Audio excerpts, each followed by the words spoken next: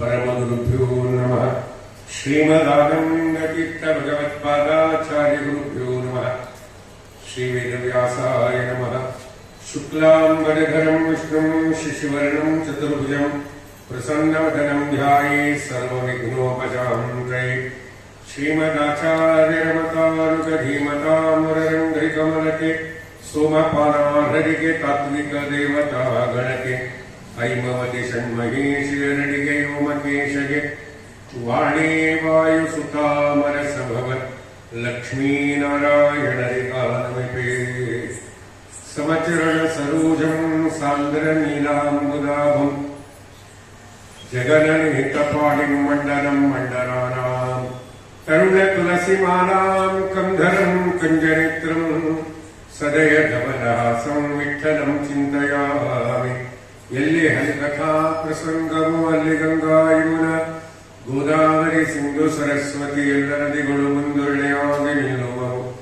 ವಲ್ಲಭ ಶ್ರೀ ಪುರಂದರ ವಿಠ್ಠಲನು ಮೆಚ್ಚುವನು. ಜಯ ಜಯ ಜಯ ಹರಿ ಎಂಬುವುದೇ ಸುಜನಮೋ ಜಯ ಹರಿ ಎಂಬುವುದೇ ಕಾಲಾಬಲವು ಜಯ ಹರಿ ಎಂಬುವುದೇ ಚಂದ್ರಬಲವು ಜಯ ಹರಿ ಎಂಬುವುದೇ ವಿದ್ಯಾಬಲವು ಜಯ ಹರಿ ಎಂಬುವುದೇ ದೈವ ಬಲವು ಜಯ ಹರಿ ಪುರಂದರ ವಿಠ್ಠಲನ ಬಲವಯ್ಯ ಸಕಲ ಸುಜನರಿಗೆ. ಸತತಗಳನಾದ ಸಿದ್ಧಿಯ ನೇಮಕಾದಿದಲ್ಲಿ ಮತಿ ಪ್ರೇರಿಸುವಳು ಪಾರ್ವತೀ ದೇವೆ.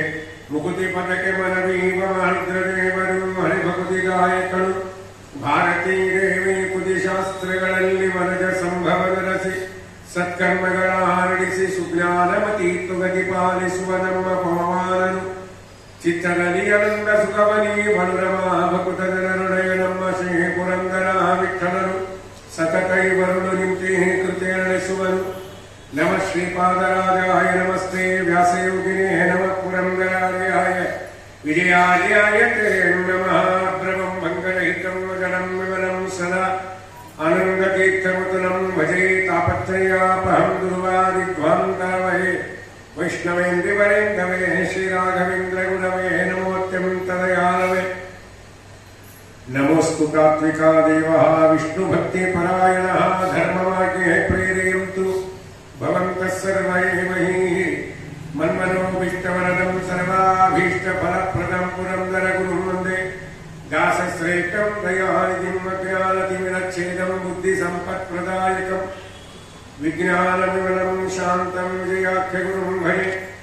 ಆನತಾದ್ರಿಕಾಲಗ್ರಂ ಆಗಮಾರ್ಥ ವಿಶಾರದಂ ತ್ಯಾಗ ಭೋಗ ಸಮಾಯುಕ್ತಂ ಭಾಗಣ್ಯಾದಿ ಗುರುಂ ಭಜೆ. ಜಲದೇಷ್ಟರಿಭಾಕಾರಂ ಜಗದೀಶ ಪದಾಶ್ರಯಂ ಜಗದೀತರ ವಿಖ್ಯಾತಂ ಜಗನ್ನಾಥ ಗುರುಂ ಭಜೆ. ಶ್ರೀಶಾಂಗ್ರಿ ಸೇವಕಂ ನಿತ್ಯಂ ಭೂಸುರಾಗ್ರ ಕುಲೋದ್ಭವಂ ವಾಸನಾದಿಶಿಲಾಕ್ಷೇತ್ರಂ ಶೇಷದಾಸ ಗುರುಂ ಭಜೆ.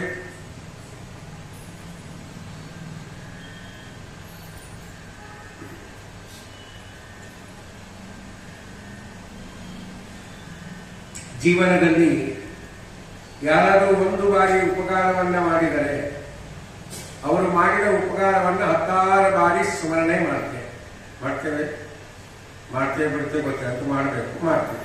ಹೌದಾ? ಬಹಳ ದೊಡ್ಡ ಉಪಕಾರ ಮಾಡೋದು ಬೇಡ. ಯಾವುದೋ ಆರಾಧನೆಗೆ ಹೋಗಿರ್ತೀವಿ ಅಂತ ಇಟ್ಕೊಳ್ಳಿ. ನಮಗೆ ಕಾಫಿ ಕೊಡೋ ಚಟ ಇರ್ತದೆ, ಇರುತ್ತೆ ಇದೆ. ಅಲ್ಲಿ ಕಾಫಿ ಮಾಡಿರಲ್ಲ, ಎಲ್ಲಿ ಆರಾಧನೆ ಯಾರೋ ಬೆಟ್ಟಕ್ಕೆ ಬನ್ನಿ ಕಾಫಿ ಕರ್ಕೊಂಡೋಗಿ ಕಾಫಿ ಕುಡಿಸ್ತಾರೆ ತಮ್ಮ ಮನೆಗೆ. ಅವ್ರು ಬೆಟ್ಟಾದಾಗ ಏನು ಕಾಫಿ ಕುಡಿಸಿದ್ರಿ ಅವ್ರ ಬಾಬಾ ಅವ್ರು ಕುಡಿಸಿದ್ರು ಲೋಟ ಕಾಫಿ. ಅದು ಸಣ್ಣ ಉಪಕಾರ. ಅಂದ್ರೆ ಪುಣ್ಯ ಬರುವ ಕೆಲಸ ಅಂತ ಏನು ಹೇಳಿಲ್ಲ, ಮನಸ್ಸಿಗೆ ಸಮಾಧಾನ ಆಗೋ ಕೆಲಸ ಅದು ಕಾಫಿ ಕುಡಿದಿದ್ದಕ್ಕೆ ಅಲ್ವಾ. ಆದರೂ ಅವ್ರು ಭೇಟಿಯಾದಾಗೆಲ್ಲ ಹೇಳ್ತಿರ್ತೀವಿ ನೀವು ಅವ್ರ ಕಾಫಿ ಕುಡಿಸಿದ್ರಿ ಈಗ ಸಣ್ಣ ಕೆಲಸ ಉಪಕಾರ ಮಾಡಿದರೆ ಅದನ್ನು 10 ಬಾರಿ ಸ್ಮರಣೆ ಮಾಡ್ತದಲ್ವ. ಹಾಗಾದ್ರೆ ಅನೇಕವಾದ ಉಪಕಾರ ಮಾಡತಕ್ಕಂತಹ ವ್ಯಕ್ತಿಯನ್ನು ಎಷ್ಟು ಬಾರಿ ಸ್ಮರಣೆ ಮಾಡಬೇಕು? ಅನೇಕ ಬಾರಿ ಮಾಡಬೇಕು. ಅನಂತವಾದ ಉಪಕಾರವನ್ನು ದೇವರು ಮಾಡ್ತಾರೆ. ಹೌದಾ? ಏನ್ ಮಾಡ್ತಾ ಇದ್ರಿ ಅಂತ ನಮಗೆ ಅನಿಸೋದು. ಏನ್ ಮಾಡಲ್ಲ, ದೇವರು ನಮ್ಮ ಪಾಲಿಗೆ ಕಣ್ಣು ಮುಚ್ಕೊಂಡು ಕೂತಾನ ಅಂತಿರ್ತಾರೆ ಎಷ್ಟು ಮಂದಿ ಅಂತಾರೆ. ಅವರಿಗೆ ನಾನು ಮೊದಲು ಹೇಳ್ತೀನಿ, ಮೊದಲು ಪಂಚಾಮೃತ ನಿಮಗೆ ಮಾಡ್ತೀನಿ ನಾನು. ಯಾಕ್ರಿ? ಕಣ್ಣು ಮುಚ್ಕೊಂಡು ಕೂತಿ ಕಾಣಿಸಿರಲ್ಲ ನಿಮಗೆ ದೇವರು. ನಮಗೆ ದೇವರೇ ಕಾಣಿಸಿಲ್ಲ. ಒಂದು ಶಂಕಾವಳಿ ಕಟ್ಟಿ ಭಾವನೆಯಿಂದ ಕಾಣಿಸಿಲ್ಲ, ನಿಮಗೆ ಕಾಣಿಸಿಲ್ಲ ಅಂತ. ದೇವರು ಮಾಡೋ ಉಪಕಾರ 1, 2, 3, 4 ಎಷ್ಟು ಉಪಕಾರ ಮಾಡ್ತಾರೆ ಅಂದ್ರೆ ಜ್ಞಾನಿಗಳಂತ ಏನು ಕರುಣಾನಿಧಿಯ ಹರಿ, ಮತ್ತೇನು ಭಕ್ತಾಧೀನನು, ಇನ್ನೇನು ಈತನ ಲೀಲ ಇಚ್ಛಾ ಮಾತ್ರದಲ್ಲಿ ಜಗಮಾತಾನೆ ಸಿಗಿಸುವ ಪಾಲಿಸುವ ನಿರ್ವಾಣ ಮೊದಲಾದ ಕಿಣ ಲೋಕಸ್ಥಾನದಲ್ಲಿ ಪತ್ಚಿತ್ತವನ ಆನಂದ ಪಡಿಸುವನು. ಹಿಂಗಾದ್ರೆ ಕೆಲಸ ಮಾಡ್ತಾರೆ. ಏನು ಕರುಣಾನಿಧಿಯೋ, ದೇವರು ಎಷ್ಟು ಕರುಣಾ ಸಮುದ್ರಪ್ಪ. ಯಾಕೆ? ಮತ್ತೇನು ಭಕ್ತಾಧೀನನು, ಅವನ ಕಾರುಣ್ಯಕ್ಕೆ ಎಣೆ ಇಲ್ಲ. ಹೌದಾ? ಅವನ ಭಕ್ತಾಧೀನತೆಗೆ ಎಣೆ ಇಲ್ಲ. ದೇವರು ಯಾರ ಅಧೀನ ಅಲ್ಲ, ಸರ್ವತಂತ್ರ ಸ್ವತಂತ್ರ ಅಂತ ಶಾಸ್ತ್ರ ಶಾಸ್ತ್ರ ಇದೆ. ಆದರೆ ದೇವರೇ ಒಂದು ಸಂಕಲ್ಪ ಮಾಡ, ನಾನು ಭಕ್ತರ ಅಧೀನನಾಗಿರ್ತೇನೆ ಅಂತ ಅಲ್ವಾ? ಅದಕ್ಕೆ ಭಕ್ತರು ಹೇಳಿದಂಗೆ ದೇವರು ಕೇಳ್ತಾನೆ ಇಲ್ಲ. ಅಂಬರೀಷ ಮಹಾರಾಜನ ಮೃತವನ್ನು ಮಾಡಿದಾಗ ದುರ್ವಾಸರು ಅವನಿಗೆ ಅಂಬರೀಷ ಮಹಾರಾಜನಿಗೆ ಬೈದ್ರೆ ಚಕ್ರ ಬೆನ್ನು ಹತ್ತಲ್ವಾ? ದುರ್ವಾಸನ ಏನ್ ಮಾಡಿದ ಅವಾಗ? ಇಡೀ ಭೂಮಂಡಲ ಸುತ್ತಾಡಿಬಿಟ್ಟು ಕೊನೆಗೆ ರುದ್ರದೇವರ ಹತ್ರ ಹೋದ್ರು, ಕೈಲಾಸಕ್ಕೆ ಹೋದ್ರು. ರುದ್ರದೇವರಂತಾರೆ, ಇದು ನಮ್ಮ ಡಿಪಾರ್ಟ್ಮೆಂಟ್ ಅಲ್ಲ, ಇದು ನಮ್ಮ ವ್ಯಾಪಾರ ಅಲ್ಲ, ನೀವು ದಯಮಾಡಿ ನಮ್ಮ ಅಪ್ಪನ ಹತ್ರ ಹೋದ್ರೆ ಆದ್ರೂ ಕೆಲಸ ಆಗ್ಬಹುದು ಅಂತ. ಸತ್ಯಲೋಕಕ್ಕೆ ಬರ್ತಾರೆ ಮಹಾನುಭಾವ. ಸತ್ಯಲೋಕಕ್ಕೆ ಬಂದಾಗ ಬ್ರಹ್ಮದೇವರಿಗೆ ಹೇಳ್ತಾರೆ ದುರ್ವಾಸರು, ಬ್ರಹ್ಮದೇವರಿಗೆ ಬರೀ ಬಹಳ ಚಲೋ ಆಯ್ತು, ನಿಮ್ಮಂತ ಮಡಿ ಸ್ವಾಮಿಗಳು ಬರೋಬೇಕಟ್ಟ, ಅಲ್ಲಿ ಪೂಜೆ ಮಾಡ್ತೀವಿ, ಬಾಳೆಹಣ್ಣು ಸಕ್ಕರೆ ಎಲ್ಲ ತಗೊಂಡ್ಬಾರೆ ಕಳ್ಸಕ್ರಿ ಸರಸ್ವತಿ ದೇವಿ ಅಂದ್ರೆ ಅವರಂತಾರೆ ದುರ್ವಾಸರು ಪ್ರಾಣ ಹೋಗ್ತಾ ಇದೆ, ಪಾಕ್ ಪೂಜೆ ಬೇಡ, ಮೊದಲು ಪ್ರಾಣ ಉಳಿಸಿದಂತಾನೆ ಪಾಕ್ ಪೂಜೆ. ಪ್ರಾಣ ಉಳಿಸಪ್ಪ ಚಕ್ರಲಿಂಗ. ಅವಾಗ ಹೇಳ್ತಾರೆ ಬ್ರಹ್ಮದೇವರು, ಇದು ನಮ್ಮ ವ್ಯಾಪಾರ ಅಲ್ಲ, ನಮ್ಮ ಅಪ್ಪನ ವ್ಯಾಪಾರ, ಅಲ್ಲಿ ಹೋಗ್ಬೇಕು ಅಂತ. ಕೊನೆಗೆ ವೈಕುಂಠಕ್ಕೆ ಬಂದ್ರು. ದೇವರು ಅಷ್ಟೇ ಸ್ವಾಗತ ಮಾಡಿದ, ಬಹಳ ಸಂತೋಷ ಪಟ್ಟ, ಪೂರ್ಣ ಕುಂಭ ಸ್ವಾಗತ ಮಾಡಿದ. ಬರ್ಬೇಕು ಮಹಾನುಭಾವರು ಜ್ಞಾನಿಗಳು ಅಂತ. ಪಾದಪೂಜೆ ಅವರದ್ರು ಪಾದಪೂಜೆ ಬೇಡ, ಭಿಕ್ಷೆ ಬೇಡ, ಮೊದಲು ಚಕ್ರ ನಿಲ್ಲಿಸು. ಅವಾಗ ಭಗವಂತ ಹೇಳಿದ್ದೇನು, ಚಕ್ರ ನಂದೇ, ಆದ್ರೆ ಅದು ನಾನು ಅವನಿಗೆ ಕೊಟ್ಬಿಟ್ಟಿದ್ದೀನಿ. ಯಾರಿಗೆ? ಅಂಬರೀಷರಿಗೆ. ಅದು ಅವನ ಅಧೀನವಾಗಿದೆ, ಆದ್ರಿಂದ ನನ್ನ ಮಾತು ಕೇಳಲ್ಲ ಅಂತ ದೇವರು. ಇದು ಭಕ್ತರ ಅಧೀನ ಅಂತ. ಅದಕ್ಕೆ ಪ್ರಸನ್ನ ತೀರ್ಥರು ಅಂತ ಸ್ವಾಮಿಗಳು ವ್ಯಾಸರಾಜ ಮಠಪದಲ್ಲಿ ಬಂದಂತ ಜ್ಞಾನಿಗಳು ಮಾತು ಹೇಳ್ತಾರೆ. ದೇವರು ಎಷ್ಟು ಭಕ್ತಾಧೀನ ಅಂದ್ರೆ, 14 ಲೋಕಕ್ಕೆ ದಾತ, 14 ಲೋಕಕ್ಕೆ ದಾತ, ನಮ್ಮ ಶ್ರೀಕೃಷ್ಣ ಪಾಂಡವರ ಮನೆಯ ದೂತ. 14 ಲೋಕಗಳಿಗೆ ಒಡೆಯರಾಗಿದ್ದಾರೆ, ನಿಯಾಮಕರಾಗಿರ್ತಕ್ಕಂಥ ಭಗವಂತ ಪಾಂಡವರ ಮನೆಯಲ್ಲಿ ದೂತನಾಗಿ ಕೆಲಸ ಮಾಡಿದ. ಏನು ಮಾಡಿದಂದ್ರೆ, ಪಾಂಡವರ ಮನೆಯೊಳಗೆ ಕುದುರೆಗಳ ತೊಳೆದು ಪುಂಡರೀಕಾಕ್ಷ ಹುಲ್ಲನ್ನು ತಿನ್ನಿಸಿದ. ಪಾಂಡವರ ಮನೆಯೊಳಗೆ ಕುದುರೆಗಳ ತೊಳೆದು ಪುಂಡರೀಕಾಕ್ಷ ಹುಲ್ಲನೆ ತಿನ್ನಿಸಿದ. ಅಂಡಜವಾಹನ ಪುರಂದರ ವಿಠಲ ತೋಂಡರಿಗೆ ತೋಂಡನಾಗಿ ಸಂಚರಿಸುತ್ತಿಹನು. ಹೂವ ತರುವರ ಮನೆಗೆ ಹುಲ್ಲ ತರುವ. ಇದು ದೇವರ ಭಕ್ತಾಧೀನ. ಪಾಂಡವರ ಮನೆಯೊಳಗೆ ಕುದುರೆಗಳ ತೊಳೆದು ಪುಂಡರೀಕಾಕ್ಷ ಹುಲ್ಲನ್ನು ತಿನ್ನಿಸಿದ ಅಂತ ಇತರೆ ಕೆಲಸ ಮಾಡಿದ್ದೇನೆ ಸ್ವಾಮಿ. ಇದು ಭಕ್ತಾಧೀನತೆ. ಇಂಥ ಎಷ್ಟು ಬೇಕ್ರಿ ಉದಾಹರಣೆಗಳು. ಅದಕ್ಕೇನು ಕರುಣಾನಿಧಿಯೋ, ದೇವರು ನಮ್ಗೆ ಏನ್ ಮಾಡ್ತಾರೆ ಅಂದ್ರೆ, ನಾವು ತಿಂದ ಪದಾರ್ಥವನ್ನ ದೇವರು ಜೀರ್ಣ ಮಾಡಿಸ್ತಾನೆ ಇಲ್ಲ. ಇದಕ್ಕಿಂತ ಬೇರೆ ಉಪಕಾರ ಬೇಕೇನ್ರಿ? ಮುಂಜಾನೆ ತಿಂದಿದ್ದು ಸಂಜೆ ಮುಂದಷ್ಟೊತ್ತಿಗೆ ಜೀರ್ಣ ಆಯ್ತಂದ್ರೆ ಅದಕ್ಕಿಂತ ಸುಖ ಯಾವ್ದಾದ್ರು ಇದೆಯಾ? ಸಂಜೆ ಮುಂದೆ ಆನಂದವಾಗಿ ಓಡಾಡ್ತಿರ್ತೀವಿ ನಾವು. ಯಾಕೆ? ಹೊಟ್ಟೆ ಎಲ್ಲ ಜೀರ್ಣ ಆಗಿದೆ, ಸಾಯಂಕಾಲ ಯಥಾಶಕ್ತಿ ಮತ್ತೆ 8 ಚಪಾತಿ ತಿನ್ನಬಹುದು. ಹೌದಾ? 8 ಚಪಾತಿ 8 ಚಪಾತಿ ಬಟಾಟಿ ಪಲ್ಯ ಮಾಡ್ತೀವಿ, ಆಲೂಗಡ್ಡೆ ಪಲ್ಯ. ಅದೇ ತಲೆಯಾಗಿತ್ತು ನಾವು. ಸಾಯಂಕಾಲ ಕೂಡಲೇ ಬಟಾಟಿ ಪಲ್ಯ ಚಪಾತಿ. ಅದ್ರ ಹೊಟ್ಟೆ ಖಾಲಿ ಆಗ್ಬೇಕಲ್ಲ, ಅದು ದೇವರು ಮಾಡಿದ್ದಲ್ಲ ಇಲ್ಲ. ಜೀರ್ಣ ಮಾಡಿದ್ರೆ ತಿನ್ನೋದು ಅಷ್ಟೇ ಗೊತ್ತು, ಎಲ್ಲವೂ ದೇವರ ವ್ಯಾಪಾರ ಇಟ್ಕೊಂಡು. ಹೌದಾ? ಆದ್ರೆ ತಿಂದಿದ್ದೀವಿ ಅಂತ ಜೀರ್ಣ ಮಾಡಿಸೋರೆ ದೇವರು ತಾನೆ. ಅದಕ್ಕೆ ಹೇಳ್ತಾರೆ ಭಗವಂತ ಗೀತೆಯಲ್ಲಿ ಅದೇ ಮಾತು ಹೇಳಿದ, ಅರ್ಜುನ ನೀನು ತಿಂದ ಅನ್ನ ಜೀರ್ಣ ಆಗುವುದು ಅದು ನನ್ನಿಂದ, ಅದು ನಿನ್ನಿಂದ ಅಲ್ಲ. ಅದನ್ನೇ ವ್ಯಾಸರಾಜರು ಹೇಳ್ತಾರೆ, ಅನ್ನ ಪಚನ ನನ್ನದಯ್ಯ, ಅದು ನಿನ್ನದಲ್ಲಯ್ಯ ಗುಣಾಕೇಶಯ್ಯ. ಅನ್ನ ಪಚನ ನನ್ನದಯ್ಯ. ದೇವರು ಹೇಳ್ದ, ಅರ್ಜುನ ನೀ ತಿಂದ ಅನ್ನ ಜೀರ್ಣ ಆಗೋದು ನನ್ನಿಂದಲ್ಲ, ಅದನ್ನ ಮಾಡಿಸೋದು ನಾನೇ. ಮಾಡಿಸಿ ಭಾಗ ಮಾಡವ ನಾನೇ. ಅಹಂ ವೈಶ್ವಾನರೋ ಭೂತ್ವ ಪ್ರಾಣಿನಾಂ ದೇಹಮಾಶ್ರಿತ ಪ್ರಾಣಾಪಾನ ಸಮಾಯುಕ್ತ ಪಚಾಮನ್ನಂ ಚತುರ್ವಿಧಂ ಅಂತ. ನೀವು ತಿಂದ 4 ವಿಧವಾದ ಅನ್ನವನ್ನ ನಾನು ಜೀರ್ಣ ಮಾಡಿಸ್ತೇನೆ ಅಂತ ದೇವರು. ಅದೇ ಮಾತು ಜಗನ್ನಾಥದಾಸರು ಹೇಳಿದರು ಮಹಾನುಭಾವರು ಹರಿಕಥಾಂಸದಲ್ಲಿ. ವನಜಗಂಡದೊಳ್ಳ ಕಿಳಚೇತನರು ಬುದ್ಧಿಪ ಚತುರ್ವಿಧ ಭೋಜನ ಪದಾರ್ಥದಿ ಚತುರ್ವಿಧ ರಸರೂಪ ತಾನಾಗಿ ಮನಕ್ಕೆ ಬಂದದನುಂಡು ಉಣಿಸಿ ಸಂಹರಣಕ್ಕೆ ಉಪಚಯ ಕರಣಕ್ಕೆ ಆನಂದ ಅನಿಮಿಷರಿಗಾತ್ಮ ಪ್ರದರ್ಶನ ಸುಖವನೀವ ಹರಿ. ಇದಕ್ಕಿಂತ ದೇವರ ಉಪಕಾರ ಬೇಕಂದ್ರೆ ಒಂದು ವೇಳೆ ಏನಾದರೂ ದೇವರು ಜೀರ್ಣ ಮಾಡಿಸಲಿಲ್ಲ ಅಂದ್ರೆ ನಮ್ಮ ಫಜೀತಿ ಏನು ಅವರೆಲ್ಲ ಯಾಕ್ರಿ ಒಂಥರ ಇದ್ದೀನಿ ಏನೇ ಇಲ್ಲಪ್ಪ ಏನೋ ಮುಖ ಒಂಥರ ಬಾಡದಂಗಿದೆ, ಸಂಡಿಗೆ ಆಗಿದೆ, ಒಣಗಿದ್ದು ಕರದಿ ಸಂಡಿಗೆ ಆಗಿದೆ. ಕರದಿ ಸಂಡಿಗೆ ಒಳ್ಳಿರ್ತಾವ ಅದೆಲ್ಲ ಮುಖ ಒಣಗಿ ಸಂಡಿಗೆ ಆಗಿದೆ ಅಂತಂದ್ರೆ ಏನೋ ರೀ ತಿಂದಿದ್ದೇ ಜೀರ್ಣ ಆಗ್ತಾ ಇಲ್ಲ. ಎಷ್ಟು ದೊಡ್ಡ ಸಮಸ್ಯೆ ಅಲ್ಲ. ದೇವರು ನೀರಾಜಾನವಾಗಿ ಮಾಡ್ತಾನಲ್ಲ. ಅವನ ಉಪಕಾರ ಬಂದಾಗೆಲ್ಲ ಸ್ವಾಮಿಯರು ಹೇಳಿಕ್ ಬರತ್ತ. ಇನ್ನೊಂದು ಮಾತು ನೋಡಿ ನಮ್ಮ ಸಬ್ಜೆಕ್ಟಿಗೆ ಮಾಡಿ ಏನು ಅಂದ್ರೆ ದೇವರು ಕೊಟ್ಟಂತ ವಸ್ತು ಬೇರೆ ಯಾರು ಕೊಡ್ಲಿಕ್ಕೆ ಆಗಲ್ಲ. ಅವು ಯಾವ ಕೊಟ್ಟು ನಿಲ್ಲಲ್ಲ, ಭಾಳ ದಿವಸ ನಿಲ್ಲಲ್ಲ, ಇರ್ತದ ಇಲ್ಲ, ಟೆಂಪ್ರರಿ ಪೀರಿಯಡ್ ಆಗ್ತದೆ. ದೇವರು ಕೊಟ್ಟಿದ್ದ ವಸ್ತು ಹಲ್ಲು ಭಾಳ ದಿವಸ ಇರ್ತಾವ, ಭಾಳ ವರ್ಷಗಳ ಅವರೇ ಇರ್ತಾವ. ಆಮೇಲೆ ಶೆಟ್ಟಲ್ಲಿ ಹಲ್ಲು ಹಾಕೋತಾರೆ. ಶೆಟ್ಟಲ್ಲಿ ಮೊನ್ನೆ ಬೆಂಗಳೂರಾಗ ಒಬ್ಬರು ಶೆಟ್ಟಲ್ಲಿ ಬಿದ್ದು ಹೋಗಬೇಕು. ಕೆಲವು ದಿನ ಮುಂದೆ ಅಡ್ಡ ಅವ್ರು ನಂಗೆ ಫೋನ್ ಮಾಡಿದ್ರು, ಜಾಸ್ತಿ ಹಲ್ಲೆಲ್ಲ ಬಿತ್ತು, ಒಂದು ವಾರ ಭಾಗವತ್ ಪ್ರವಚನ ಮಾಡಿಸ್ರಿ ಅಂತ. ಮತ್ತಿನ್ನೇನು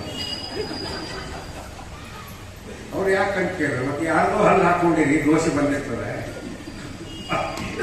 ಹೌದಾ, ಬಹಳ ವರ್ಷ ಅಲ್ಲಿ ಇರ್ತಾವ.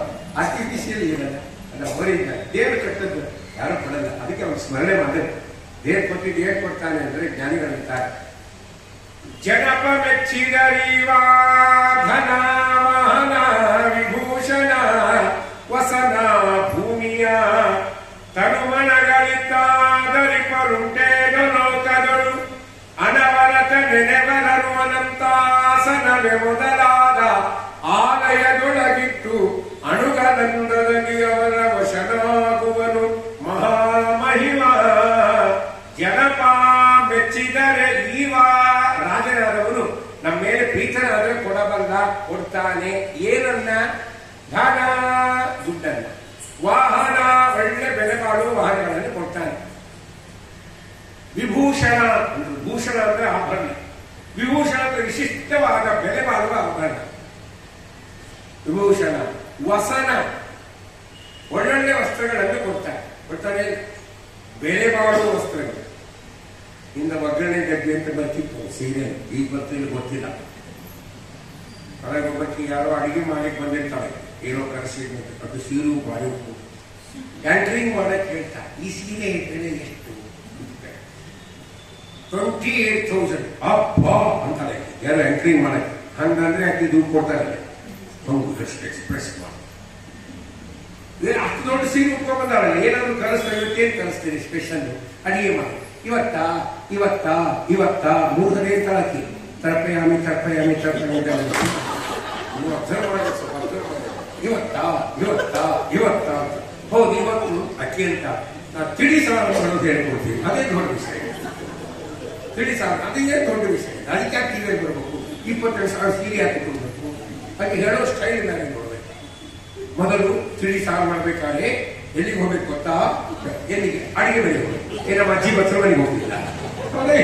ಇದು ಕಾಮನ್ ಸೆನ್ಸ್. ಇದು ನಾ ಯಾಕೆ ಹೆಂಗ್ ಬಂದ್ರೆ ಬೆಲೆ ಬಾಳುವ ವಸ್ತ್ರಗಳಿದೆ ಇವತ್ತು. ಅದನ್ನೇ ಇಲ್ಲ, ಬೆಲೆ ಬಾಳುವ ವಸ್ತ್ರಗಳಿದೆ. ಅದಕ್ಕೆ ವಸನ ಅಂದ್ರೆ ಜಗನ್ನಾಥಾಶ್ರಯ.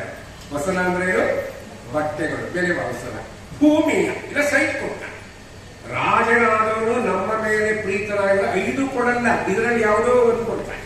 ದುಡ್ಡಾದ್ರೂ ಕೊಡ್ತಾರೆ, ಒಳ್ಳೆ ವಾಹನಗಳನ್ನಾದ್ರೂ ಕೊಡ್ತಾರೆ, ಭೂಮಿ ಆದರೂ ದಾನ ಮಾಡ್ತಾರೆ, ಒಳ್ಳೆ ವಸ್ತ್ರಗಳನ್ನು ಕೊಡ್ತಾರೆ, ಒಳ್ಳೆ ಆಭರಣಗಳನ್ನ ಕೊಡ್ತಾರೆ. ದೇವರು ಏನು ಕೊಟ್ಟಾರೆ ಗೊತ್ತಾ? ತನುಮನಗಳಿದ್ದಾದರಿಪರುಂಟೇನೋ ಲೋಕದೊಳು. ತನುಮನಗಳಿತ್ತು, ತನು ಅಂದ್ರೆ ಶರೀರ. ಈ ಸುಂದರವಾದ ಶರೀರವನ್ನ ಯಾರು ಕೊಡ್ತಾರೆ? ಯಾರು ಕೊಡ್ಲಿಕ್ಕಾಗಲ್ಲ. ದೇಹ? ಇರುವೆ 84 ಲಕ್ಷ ಜನ್ಮಗಳಿವೆ. ಆ ದೇಹಗಳಲ್ಲ, ಸಾಧನ ಶರೀರವನ್ನ ಕೊಡ್ತಕ್ಕಂಥ ವ್ಯಕ್ತಿಗಳು ಬೇರೆ ಯಾರಾದರೂ ಇದ್ದಾರ? ಯಾರೂ ಇಲ್ಲ. ಅದಕ್ಕೆ ತನು ಮನ ಅಂದ್ರೆ ಮನಸ್ಸು. ಯಾವ ಮನಸ್ಸು? ಸಾಧನೆ ಮಾಡುವ ಮನಸ್ಸನ್ನು ಯಾರಾದರೂ ಕೊಡ್ತಾರ? ನಮಗೆ ಮನಸ್ಸು ಕೊಟ್ಟರೆ ತಾನೇ ನಾವು ಸಾಧನೆ ಮಾಡೋದು, ಹೌದಾ? ಆದ್ರೆ ದೇವರು ಹೇಳಿದ, ಮನಸ್ಸು ಕೊಟ್ರೆ ನಾನು ನಿಂಗೆ ಒಲಿತೀನಿ ಅಂತ. ದೇವರು ಏನ್ ಕೊಟ್ರೆ ಒಲಿತಾನೆ ಹೇಳಿ? ಕೆಲವರು ಹೋಳಿಗೆ ಮಾಡಿ ನೈವೇದ್ಯ ಮಾಡ್ತಾರೆ ಹಬ್ಬ ಹುಣ್ಣಿಮೆ ದೇವರಿಗೆ. ಒಂದು ಸಂತೋಷವಾಗಿ ಓಡಾಡ್ತಾರೆ ಮೈ ತುಂಬ. ನಮ್ ದೇವ್ರು ಹೋಳಿಗೆ ತಿಂದ ಹೋಳಿಗೆ ಇವರೇ ಒಳಗೆ ತಿಂದವ್ರು ಇವರೇ. ಅದ್ರ ಒಂದ್ ಕೆಲಸ ಅವ್ನು ಎದುರಿಟ್ಟು ತಿಂದಾಗ ಅದೊಂದು ಒಳ್ಳೆ ಕೆಲಸ, ಹೌದಾ? ಅದನ್ನು ತಿಂದ ಪ್ರೀತಿ ಆಗಿದ್ದಾರೆ ದೇವರು. ಸುಳ್ಳು. ಮೊನ್ನೆ ಒಬ್ರು ಯಾರೋ ಪ್ರಶ್ನೆ ಮಾಡಿದ್ರು, ಚಿಪಿಗೇರಿಗೆ ಅಂದ್ರೆ ವಿಜಯದಾಸರಾದ್ರೆ ಮಂಡಿಗೆ ಯಾಕೆ ಮಾಡಿಸ್ತಾರ ಅಂತ ಕೇಳಿ. ನೀವೇನು ತಿಳ್ಕೊಂಡ್ರಿ? ವಿಜಯರಾಯರಿಗೆ ಮಂಡಿಗೆ ಇದ್ರು ಬಹಳ ಇಷ್ಟ. ನಾನೇನು ಬಂದು ಹೇಳ್ಯಾರ ನೀನು ಅಂತ ಕೇಳಿ. ವಿಜಯರಾಯ ಮಂಡಿಗೆ ಇಷ್ಟ ಅಂತ ಹೇಳ ದಿನ ಮಾಡ್ತೀನಿ ನಮ್ಮ ಮನೆಗೆ ಬೇಕಾದ್ರೆ ಮಂಡಿಗೆ. ಹೌದೇ? ಮಂಡಿಗೆ ಒಂದು ಕಾರಣ ಇದೆ.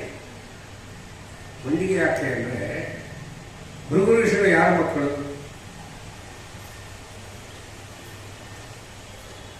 ಬ್ರಹ್ಮದೇವರ ಮಕ್ಕಳು, ಹೌದಾ? ಭೃಗು ಋಷಿಗಳು ಎಲ್ಲಿಂದ ಜನಿಸಿದ್ದಾರೆ? ಬ್ರಹ್ಮದೇವರಿಂದ. ಅಂದ್ರೆ ಚರ್ಮದಿಂದ ಜನಿಸಿದ್ದಾರೆ. ತೊಕ್ಕೆ ಚರ್ಮದಿಂದ ಜನಿಸಿದವರು ಭೃಗು ಋಷಿಗಳು. ಬ್ರಹ್ಮದೇವರ ಚರ್ಮದಿಂದ ಜನಿಸಿದವರು ಭೃಗು ಋಷಿಗಳು. ಅದಕ್ಕೆ ಮಂಡಿಗೆ ಅಂದ್ರೆ ಬೇರೆ ಅಲ್ಲ, ಅದು ಬ್ರಹ್ಮದೇವರ ಚರ್ಮ. ಅದಕ್ಕೆ ಮಂಡಿಗೆ ಬರ್ತಾರೆ. ಮತ್ತು ಸುಧಾರಣೆಗಳನ್ನ ಮಂಡಿಗೆ ಯಾಕೆ ಮಾಡಿದ್ರು? ಕಲ್ಲು ಸುಧಾರಣೆ ಮಾಡಿ ಕಡುಬು ಮಾಡಬಹುದಾಗಿತ್ತು. ನಾ ಇದ್ರೆ ಹೋಳಿಗೆ ಮಾಡಿ ಇರ್ತಿದ್ದೆ ಅವಾಗಿದ್ರೆ, ಇಲ್ಲ ಅಂತ ತಿಳ್ಕೊಂಡೆ. ಹೌದಾ? ಅದು ಒಂದೊಂದು ಕಾರಣದಾಗ ನಡೀತದೆ. ವಿಜಯದಾಸರ ಮಂಡಿಗೆ ಇಷ್ಟ, ಅವರೇ ಕೊಡ್ತಾರೆ ಮಂಡಿಗೆ ತಿನ್ನಲಿಕ್ಕೆ. ಅವ್ರು ಬಂದಿದ್ದು ಭಗವಂತನ ಸೇವೆಗೆ ಬಂದಿದ್ದಾರೆ, ಮಾಡಿ ಹೋಗಿದ್ದಾರೆ. ಇಲ್ಲ, ನಮಗೆ ಪುಟ್ಟ ಪುಟ್ಟ ವಿಷಯಗಳಿಗೆ ನಮಗೆ ಸರಿಯಾಗಿ ಗೊತ್ತಿಲ್ಲ. ದೇವರ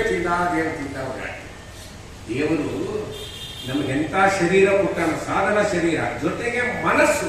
ಸಾಧನೆ ಮಾಡುವ ಮನಸ್ಸೇ ಬರಲಿಲ್ಲ ಅಂದ್ರೆ ಸಾಧನೆ ಮಾಡ್ಲಿಕ್ಕೆ ಆಗಲ್ಲ. ಆಗತ್ತಾ? ಈಗ ಪಾರಾಯಣ ಮಾಡ್ಬೇಕು ಅಂತ ಅನಿಸ್ಲಿಲ್ಲ ಅಂದ್ರೆ ಪಾರಾಯಣ ಮಾಡ್ತೀವ? ಮಾಡಲ್ಲ. ನಮಗೆ ಮನಸ್ಸು ಕೊಡ್ಬೇಕಲ್ಲ ದೇವರು. ಅಂತ ಮನಸ್ಸು ಕೊಟ್ಟಾಗಿಲ್ಲ. ದೇವರು ಮನಿಬೇಕಾದ್ರೆ ದೇವರಿಗೆ ಏನ್ ಕೊಡ್ಬೇಕು? ಮನಸ್ಸು ತಾನೇ ಕೊಡೋದು, ಹೌದಾ? ಮನವನಿದ್ದಾರೆ ತನ್ನ ನೀವರು. ಮನಸ್ಸು ಕೊಡ, ಯಾಕೆ ನಾನೇ ನೀನು ಕೊಟ್ಬಿಡ್ತಾನೆ ಅವರು ಅಂತ ಮನಸ್ಸು. ಅದಕ್ಕೆ ತನು ಮನಗಳಿತ್ತು ಆದರಿಪರುಂಟೇನು. ಪಂಚಜ್ಞಾನೇಂದ್ರಿಯ ಪಂಚಕರ್ಮೇಂದ್ರಿಯಗಳು. ನಮಗೆ ಕರ್ಮೇಂದ್ರಿಯಗಳು ಜ್ಞಾನೇಂದ್ರಿಯಗಳು ಸಾಧನೆಗೆ ಕಾರಣವಾಗ್ತದೆ. ಆಗತ್ತೆ? ಜ್ಞಾನೇಂದ್ರಿಯಗಳಿಗೆ ಅದು ಸಾಧನೆ ಕಾರಣವಾದರೆ ಮನಸ್ಸು ನಮ್ಮಲ್ಲಿ ಸಾಧನೆ ನಡೀತದೆ. ಕರ್ಮೇಂದ್ರಿಯಗಳಿಗೆ ಪ್ರಚೋದನೆ ಆದರೆ ಮಾತ್ರ ಸಾಧನೆ ನಡೀತದೆ ಇಲ್ಲ? ಈ ಮಠಕ್ಕೆ ಎಲ್ಲ ಪ್ರವಚನ ಬಂದಿದೆ, ಯಾಕೆ ಮಾಡ್ಕೊಂಡು ಗುಡಿಗೆ ಬಂದಿದೆ. ಈಗ ಇಲ್ಲಿ ಬರ್ಲಿಕ್ಕೆ ಕಾರಣ ಇರೋದು ಒಂದು ಮನಸ್ಸು, ಇನ್ನೊಂದು ಕರ್ಮೇಂದ್ರಿಯ. ಪ್ರವಚನಕ್ಕೆ ಹೋಗ್ಬೇಕು ಅಂತ ಅನಿಸ್ತು, ಕಾಲು ಹೇಳಿಲ್ಲ ಅಂದ್ರೆ ಏನ್ ಮಾಡ್ತೀವಿ? ಪ್ರವಚನಕ್ಕೆ ಬರೋ ಕಾಲುಗಳು ಪಾನಿಪುರಿ ತಿನ್ಲಿಕ್ಕೆ ಹೋಗುತ್ತೆ, ಏನ್ ಮಾಡೋದು? ಹೌದಾ? ದೇವರು ಅನ್ಕೊಟ್ರಿ ಕಾಲ. ಅದಕ್ಕೆ ತನು ಮನಗಳಿತ್ತಾದರೆ ಪರುಂಟೇನು ಲೋಕಲು. ದೇಹ ಕೊಡ್ತಾನೆ, ಶರೀರ ಕೊಡ್ತಾನೆ, ಇಂದ್ರಿಯಗಳು ಕೊಡ್ತಾನೆ, ಸಾಧನೆ ಮಾಡಿಸಿ ಮತ್ತೆ ವೆಲ್ಕಮ್ ಮಾಡ್ತಾನೆ. ಬಾರೋ ಮಹಾರಾಯ, ಸಾಧನೆ ಮಾಡಿದ್ದೀ ಬಾ, ನನ್ನ ಮನೆಯನ್ನೇ ಕೊಟ್ಬಿಡ್ತೇನೆ ಅಂತ ತನ್ನ ಮನೆಯನ್ನೇ ಕೊಡ್ತಾನೆ. ಅಲ್ಲ? ಕೊಡ್ತಾನೆ ದೇವರು. ಅದಕ್ಕೆ ಜ್ಞಾನಿಗಳಂತ ಜನ್ಮ ವ್ಯಕ್ತಿ ಮತ್ವ ಮತವ ಅನುಸರಿಸಿ ನಡೆಯಿರೋ ಸುಮಾನದಲ್ಲಿ ಶ್ರೀ ಕೃಷ್ಣ ತನ್ನ ಧಾಮ ಕೊಡುವನು. ಕೃಷ್ಣ ಕೃಷ್ಣ ಕೃಷ್ಣ ಎಂದು 3 ಬಾರಿ ನೆನೆಯಿರೋ ಅಂತ. ಜನ್ಮ ವ್ಯಕ್ತಿ ಮಧ್ವಮತ ಅನುಸರಿಸಿ ನಡೆಯಿರೋ. ಸುಮಾನದಲ್ಲಿ ಶ್ರೀಕೃಷ್ಣ ತನ್ನ ಧಾಮ ಕೊಡುವನೋ, ತನ್ನ ಮನೆ ಕೊಡ್ತಾನೆ. ಯಾರು ಕೊಡ್ತಾನೆ? ತಮ್ಮನೆ. ಸುಮ್ಮನೆ ಮಾತಾಡ್ತಾರೆ, ಇದು ನಿಮ್ದೇ ಮನೆ ದಾಸರೇ, ಯಾವಾಗ ಬೇಕು ಅವಾಗ ಬರಬಹುದು. ಅದು ಪ್ರೀತಿ ವಿಶ್ವಾಸಕ್ಕೆ. ಇದು ನಿಮ್ದೇ ಮನೆ ಅಂತ ಎಲ್ಲರೂ ಹೇಳ್ತಾರೆ. ಗಂಡ ಹೆಂಡತಿ ಮಕ್ಕಳು ಬಹಳ ವಿಶ್ವಾಸದಿಂದ ಹೇಳ್ತಾರೆ, ನಿಮ್ದೇ ಮನೆ ನಿಮ್ದೇ ಮನೆ. ನಮಗೂ ಸಣ್ಣ ಮನೆಯಾಗಿದ್ದು ಸಾಕಾಗಿತ್ತು, ದೊಡ್ಡ ಮನೆ ನೋಡಿ. ಸಾಯಂಕಾಲ ಪ್ರವಚನ ಆದ್ಮೇಲೆ ಬೆಳಿಗ್ಗೆಲ್ಲ ನೀವೇನಂದ್ರಿ? ಏನಂದ್ರಿ? ನಿಮ್ದೇ ಮನೆ. ಹೌದು, ನಿಮ್ದೇ ಮನೆ. ಇಲ್ಲ ಅಂತ ಗಂಡ ಅಂತ. ಹೆಂಡತಿ ಮನೆ ನಿಮ್ದೇ ಮನೆ ದಾಸರೇ, ಏನು ಸಂಶಯ ಬೇಡ. ಮಕ್ಕಳು ಅಂತ ನಿಮ್ದೇ ಮನೆ ಗುರುಗಳೇ ಅಂತ. ಸ್ಟಾಂಪ್ ಪೇಪರ್ ಬರೆದು ಕೊಡ್ತೀರಾ ಅಂದ್ರೆ ಮನೆ ಬಿಟ್ಟು ಹೊರಗೆ ಹಾಕ್ತಾರೆ. ನಾನು ರಾಯರ ಮಠಕ್ಕೆ, ನಿಮ್ಗೆ ರಾಯರ ಮಠನೇ ಹೋಗ್ತೇನೆ. ಏನೋ ಪಾಪ ನಮ್ಮವ್ರದ್ದು ಮನೆ ಬರೆದು ಕೊಡೋದು ಯಾರು ಕೊಡ್ತಾರೆ ಮನೆಯಲ್ಲಿ? ಅದು ಮನೆ ಕೊಟ್ಟವರು ಇದ್ದಾರೆ, ಇಲ್ಲ ಅಂತಿಲ್ಲ. ದಾನ ಮಾಡಿದವರು ಇದ್ದಾರೆ, ಇಲ್ಲ ಅಂತ ಬೇಡ. ಅದು ಬಹಳ ಬೇರೆ ಬೇರೆ ಎನಿಸುವಷ್ಟು ಮಂದಿ ದಾನ ಧರ್ಮಗಳನ್ನ ಮಾಡಿದ್ದಾರೆ. ಹೌದಾ? ಮಾನವೀನಾರಾಯಣ ತೀರ್ಥರು ಸರ್ವಸ್ವವನ್ನ ದಾನ ಮಾಡಿದ್ದಾರೆ. ನಮ್ಮ ರಘುಪ್ರೇಮ ತೀರ್ಥರ ಆದವನಿಯಲ್ಲಿರ್ತಕ್ಕಂಥ ಜ್ಞಾನಿಗಳು ಅವರು ಸರ್ವಸ್ವವನ್ನು ದಾನ ಮಾಡಿದ್ದಾರೆ. ಅನೇಕ ಜ್ಞಾನಿಗಳು ಕೆಲವು ಚರಿತ್ರೆ ನೋಡಿದಾಗ ಅನಿಸುತ್ತೆ. ಆದರೆ ದೇವರು ತನ್ನ ಮನೆ ಬಿಟ್ಕೊಡ್ತಾನೆ. ಅದಕ್ಕೆ ನೆರೆಮರನು ಅನಂತಾಸನವೇ ಮೊದಲಾದ ಆಲಯದೊಳಗಿದ್ದು ತನ್ನ ಮನೆಗಿಟ್ಟು ಅಣುಗನಂದನಲ್ಲಿ ಅವರ ವಶನಾಗುವನು. ಅಣುಗ ಅಂದ್ರೆ ಏನಂತ? ಪುಟ್ಟ ಮಗುವಿನಂತೆ ಅವರು ಹೇಳ್ದಂಗೆ ಕೇಳ್ಕೊಂಡಿರ್ತಾನಂತ ದೇವರು. ಯಾರು ಹೇಳ್ದಂಗೆ ಕೇಳ್ಕೊಳ್ತಾನೆ? ಯಾರು ಅವರ ಸ್ಮರಣೆ ಮಾಡ್ತಾರಲ್ವ ಅವ್ರು ಹೇಳ್ದಂಗೆ ದೇವರಿಗೆ ಕೇಳ್ಕೊಂಡಿರ್ತಾನೆ. ಅನೇಕವಾದ ಉಪಕಾರ ಮಾಡ್ತಾನೆ ಇದು ಸ್ವಾಮಿ. ನಾವು ತಿಂದ ಪದಾರ್ಥವನ್ನು ಜೀರ್ಣ ಮಾಡಿಸ್ತಾನೆ ಇಲ್ಲ? ಜೀರ್ಣ ಮಾಡಿಸಿ ಏನ್ ಮಾಡ್ತಾನೆ? ಅದು ದೇಹದಲ್ಲಿ ಎಲ್ಲ ಭಾಗದಲ್ಲಿ ಹರಿಯುವಂತೆ ರಕ್ತವನ್ನಾಗಿ ಕನ್ವರ್ಟ್ ಮಾಡ್ತಾನೆ. ಬಾಡಿ ಒಳಗೆ ತಿಂದ ಪದಾರ್ಥ 3 ಭಾಗ ಆಗುತ್ತೆ. ಒಂದು ಜಡವಾದ ಭಾಗ ಅದು ದೇಹದಿಂದ ಹೊರಗೆ ಹೋಗುತ್ತೆ, ಮತ್ತೊಂದು ಭಾಗ ರಕ್ತ ಆಗುತ್ತೆ. ದೇಹ ತುಂಬೆಲ್ಲ ಹರಿದಾಡ್ತದ ವ್ಯವಸ್ಥೆ ದೇವರು ಮಾಡಿದ್ದಾನಿಲ್ಲ. ನೀವು ಯಾವುದೇ ವೈದ್ಯರ ಹತ್ರ ಹೋಗಿ ಕೇಳಿ, ಯಾಕೆ ಬಂದ್ರಿ ಏನ್ರಿ ಅಂತಾರೆ ಡಾಕ್ಟರ್. ಏನಿಲ್ಲ, ಕೈಕಾಲು ಜುಮ್ ಜುಮ್ ಅಂತ ಇದೆ, ತಲೆ ಜಿಮ್ ಜಿಮ್ ಅಂತ ಇದೆ, ಒಬ್ರು ಇಬ್ರು ಕಾಣಿಸ್ತಾ ಇದ್ದಾರೆ. ಹೌದಾ? ಎಷ್ಟು ದಿವಸ ಆಯ್ತು? 1 ವಾರ ಆಯ್ತು. ಹತ್ರ 1 ವಾರದಿಂದ ಹಿಂಗ್ಯಾಕಾಯ್ತು? ಭಾಗವತ್ ಪ್ರವಚನ ಇತ್ತು, ಗುರುದಾಸರು ಹೋಗಿದ್ದೆ, ಅಲ್ಲಿಂದ ಶುರು ಆಯ್ತು ಅಂತ. ಸರಿಯಪ್ಪ ಸರಿ. ಡಾಕ್ಟರ್ ವೈದ್ಯರು ಪರೀಕ್ಷೆ ಮಾಡಿ ಹೇಳ್ತಾರೆ, ನಿಮಗೇನಾಗಿಲ್ಲ, ಹಿಮೋಗ್ಲೋಬಿನ್ ಕಂಟೆಂಟ್ ಕಡಿಮೆ ಆಗಿದೆ ಅಂತಾರೆ. ಅದಕ್ಕೆ ಹಿಮೋಗ್ಲೋಬಿನ್ ಕಂಟೆಂಟ್ ಕಡಿಮೆ ಆಗಿದೆ, ನಾನು ಇಂಜೆಕ್ಷನ್ ಟ್ಯಾಬ್ಲೆಟ್ ಕೊಡ್ತೀನಿ, ರಕ್ತ ಬರುವ ಪದಾರ್ಥವನ್ನ ತಿನ್ರಿ ಅಂತಾರೆ. ಅಷ್ಟು ಸಜೆಸ್ಟ್ ಮಾಡ್ತಾರೆ. ರಕ್ತ ಮಾಡಿ ಕೊಡ್ತಕ್ಕಂಥ ಸಾಮರ್ಥ್ಯ ಅವನಿಗೂ ಇಲ್ಲ. ಅದು ಯಾರಿಗಿದೆ ಸಾಮರ್ಥ್ಯ? ನಮ್ಮ ಭಗವಂತನಿಗೆ ಮಾತ್ರ ಇದೆ. ಎಂತ ವ್ಯಾಪಾರ ಭಗವಂತ ಬರೆದ್ರೆ, ಬಹುಚಿತ್ರ ಜಗತ್ ಬಹುದಾಕರಣ ಪರಶಕ್ತಿ ಅನಂತ ಗುಣ ಪರಮಹಂತ ಆಚಾರ. ಪರಮಾತ್ಮನ ವಿಚಿತ್ರವಾದ ಸೃಷ್ಟಿ ನಮ್ಮ ಕಲ್ಪನೆಗೂ ನಿಲ್ಕುವುದಿಲ್ಲ. ನಿಲ್ಕದೇ ಇಲ್ಲ. ಯಾಕೆ? ಹಸುಗಳು ಕಸ ತಿಂದು ಹಾಲು ಕೊಡ್ತವೆ. ಹಸುಗಳು ಕಸ ತಿಂದು ಹಾಲು ಕೊಡ್ತವೆ ಇಲ್ಲ. ಮನುಷ್ಯರು ಹಾಲುಗಳು ಕಸ ಹಾಕ್ತಾರೆ. ಇದು ವ್ಯತ್ಯಾಸ ಇಲ್ಲ. ಅದಕ್ಕೆ ದಾಸರಾಯರು ನಿನ್ನ ಸೃಷ್ಟಿಯ ಲೀಲಾ ನೋಡುವ ಎನೆಗೆ ಕಣ್ಣು ಸಾವಿರವಿಲ್ಲ, ನ ಪಾಡಿ ಪೊಗಳಲು ಬಣ್ಣಗಾಧಿಪನಲ್ಲ, ನೀನರಿಯದಿಲ್ಲ. ಕಣ್ಣು ಮುಚ್ಚದೆ ಬೆನ್ನು ತೋರುವಿ, ಮಣ್ಣು ಕೆದರುವಿ ಚಿನ್ನಗೊಲಿದರೆ, ಸಣ್ಣ ಬಾಮಲೆ ಅಣ್ಣ ರಾಮನೆ ಪುಣ್ಯ ಪುರುಷನೇ ಬಲ್ಲ ಬಡಕನೆ, ಹೆಣ್ಣುಗಳ ವೃತ್ತ ಕೆಡಿಸಿ ತೇರಿಯ ಬೆನ್ನನೇರಿದ ವ್ಯಾಸ ವಿಠಲ, ತಿಳಿಯದು ನಿನ್ನಾಟ ತಿರುಪತಿಯ ವೆಂಕಟ. ಡಾಕ್ಟರ್ ರಕ್ತ ಇಲ್ಲ ಅಂತ ಹೇಳ್ತಾರೆ ದೇಹದಲ್ಲಿ, ನಿಮ್ಮ ದೇಹದಲ್ಲಿ ಅನ್ನ ಹುಳಿ ಇಲ್ಲ. ಅದಕ್ಕೆ ನಾನಿಂದ ದಿನ ರಾಯರ ಮಠಕ್ಕೆ ಊಟಕ್ಕೆ ಹೋರಿ, 1 ತಿಂಗಳು ಹಾಕೋದಕ್ಕೆ ಬರಸ್ರಿ, 1 ಬಕೆಟ್ ಅನ್ನ 4 ಬಕೆಟ್ ಹುಳಿ ತಿಂದು ಬರ್ರಿ. ಯಾವ ಡಾಕ್ಟರ್ ಹೇಳಿ ಅದನ್ನ ರೆಡಿ ಮಾಡೋರು ದೇವರಲ್ಲ. ಅತೀ ಸೂಕ್ಷ್ಮವಾದ ಭಾಗ ಮನಸ್ಸಾಗುತ್ತೆ. ಹಿಂಗ ದೇವರು ಅನೇಕವಾದ ಉಪಕಾರವನ್ನ, ಅನಂತಾನಂತ ಉಪಕಾರವನ್ನ ಪ್ರತಿ ಕ್ಷಣದಲ್ಲೇ ಜೀವನಕ್ಕೆ ಮಾಡ್ತಾ ಇದ್ದಾರೆ. ಎಷ್ಟೊಂದು ಕೊಂಡಾಡಬೇಕು, ಬೇಕಾದಷ್ಟು ಮಹಿಮೆಗಳು, ಅನಂತವಾದ ಮಹಿಮೆ ದೇವರು. ಆಮೇಲೆ ಅದಾದ ಮೇಲೆ ನಮಗೆ ವಿಶೇಷವಾಗಿ ಉಪಕಾರ ಮಾಡತಕ್ಕಂಥ ಮಹಾನುಭಾವರು ಅಂದ್ರೆ ವಾಯುದೇವ. ಪರಮಾತ್ಮ ಮತ್ತು ರಮಾದೇವರನ್ನು ಬಿಟ್ಟ ಮೇಲೆ ನಮಗೆ ಅನಂತವಾದ ಉಪಕಾರವನ್ನ ಮಾಡುವುದಂದ್ರೆ ವಾಯುದೇವ. ಅವರ ಸ್ಮರಣೆ ಯಾವಾಗಲೂ ಮಾಡಬೇಕು. ನಾವು ಸಾಮಾನ್ಯವಾಗಿ ವಾಯುದೇವರಿಗೆ ನಾವೇನು ಮಾಡಿದ್ದೇವೆ ಅಂತ ಹೇಳ್ತಾ ಹೋಗ್ತೇವೆ. ಜಗತ್ತಿನಲ್ಲೇ ಮಾಡಿ ವಾಯುದೇವರಿಗೆ ನಾವೇನು ಮಾಡಿದ್ವಿ ಕೆಲವು ಹೇಳ್ತೇವೆ. ನಾವು 48 ದಿವಸ ಮಧು ಅಭಿಷೇಕ ಮಾಡಿದ್ವಿ. ಯಾರಿಗೆ? ವಾಯುದೇವರಿಗೆ. ಪುನಶ್ಚರಣ ಪೂರ್ವಕ ಮಾಡಿ, ಸರಿ ಮಾಡಿ, ಸಂತೋಷ. ಹೌದಾ? ಕೆಲವರು ಏನ್ ಮಾಡ್ತಾರೆ, ಆಭರಣಗಳನ್ನು ಮಾಡಿಸಿ ಹನುಮಂತರಿಗೆ ಹಾಕ್ತಾರೆ. ಮೊದಲು ಹನುಮಪ್ಪಿಗೆ ಏನ್ ಗತಿನೇ ಇರಲಿ ಅಂತ. ಇನ್ನು ಪಾಪನ ಗತಿ ಇಲ್ಲ ಹನುಮಪ್ಪ. ಮಾತಾಡೋದು ಹೆಂಗ್ ಮತ್ತೆ? ಹನುಮಪ್ಪಿಗೆ ಏನ್ ಕೇಳೋರಿಲ್ಲ, ದಿಕ್ಕಿಲ್ಲ, ಒಬ್ಬರೇ ನಿಂತಿದ್ದ ಪಾಪ. ನಾವು ಹೋದ ಮೇಲೆಲ್ಲ ಬೆಳ್ಳಿ ಆಭರಣಗಳಾಯ್ತು, ಗೂಳಿ ಆಯ್ತು. ಮಾಡಿದ್ದು ಸೇವೆ ಸ್ಮರಣೆ ಮಾಡ್ಬೇಕು, ಪ್ರಮಾಣ ಬಂತ ನಾವೇ ಉಪಕಾರ ಮಾಡಿದ್ದೀವಿ ಅಲ್ಲ ಹೌದಿಲ್ಲ. ಒಂದು ಕಡೆ ಹೋದಾಗ ನಮಗೊಬ್ಬರು ಹೇಳಿದ್ರು, ದಾಸರೇ ಹನುಮಪ್ಪ ನೋಡಿರಾ ಅಂತ ಕೇಳಿ, ಪುಣ್ಯೇಶ್ವರಿ ನೋಡಿರಪ್ಪ, ಯಾವಾಗ ನೋಡಿರಿ? ಬೆಳಿಗ್ಗೆ ನೋಡಿರಿ, ಮಧ್ಯಾಹ್ನ ನೋಡಿರಿ, ಯಾಕೆ ನೋಡಿಲ್ಲ? ಅದು ನಮ್ಮ ಇಷ್ಟ, ನೀವು ಕೇಳೋದು ನಮ್ಮ ಬರೀ ಹೋಗೋಣ ನೋಡ ಕರ್ಕೊಂಡು ಅಭಿಮಾನ, ನಿಮಗೆ ಅಭಿಮಾನ ಪ್ರೀತಿ ನಾಳೆ ದಾಸರೇ ಹೋಗ ಒಂದು 20 ಮಂದಿ ಬಂದು ಕಾಡ್ಕೊಂಡು ಹನುಮಪ್ಪನ ನಿಲ್ಲಿಸಿ ಹೆಂಗೆ ಕಾಣಿಸ್ತಾನೋ ಹನುಮಪ್ಪ ಭಾರಿ ಕಾಣಿಸ್ತಾನೆ.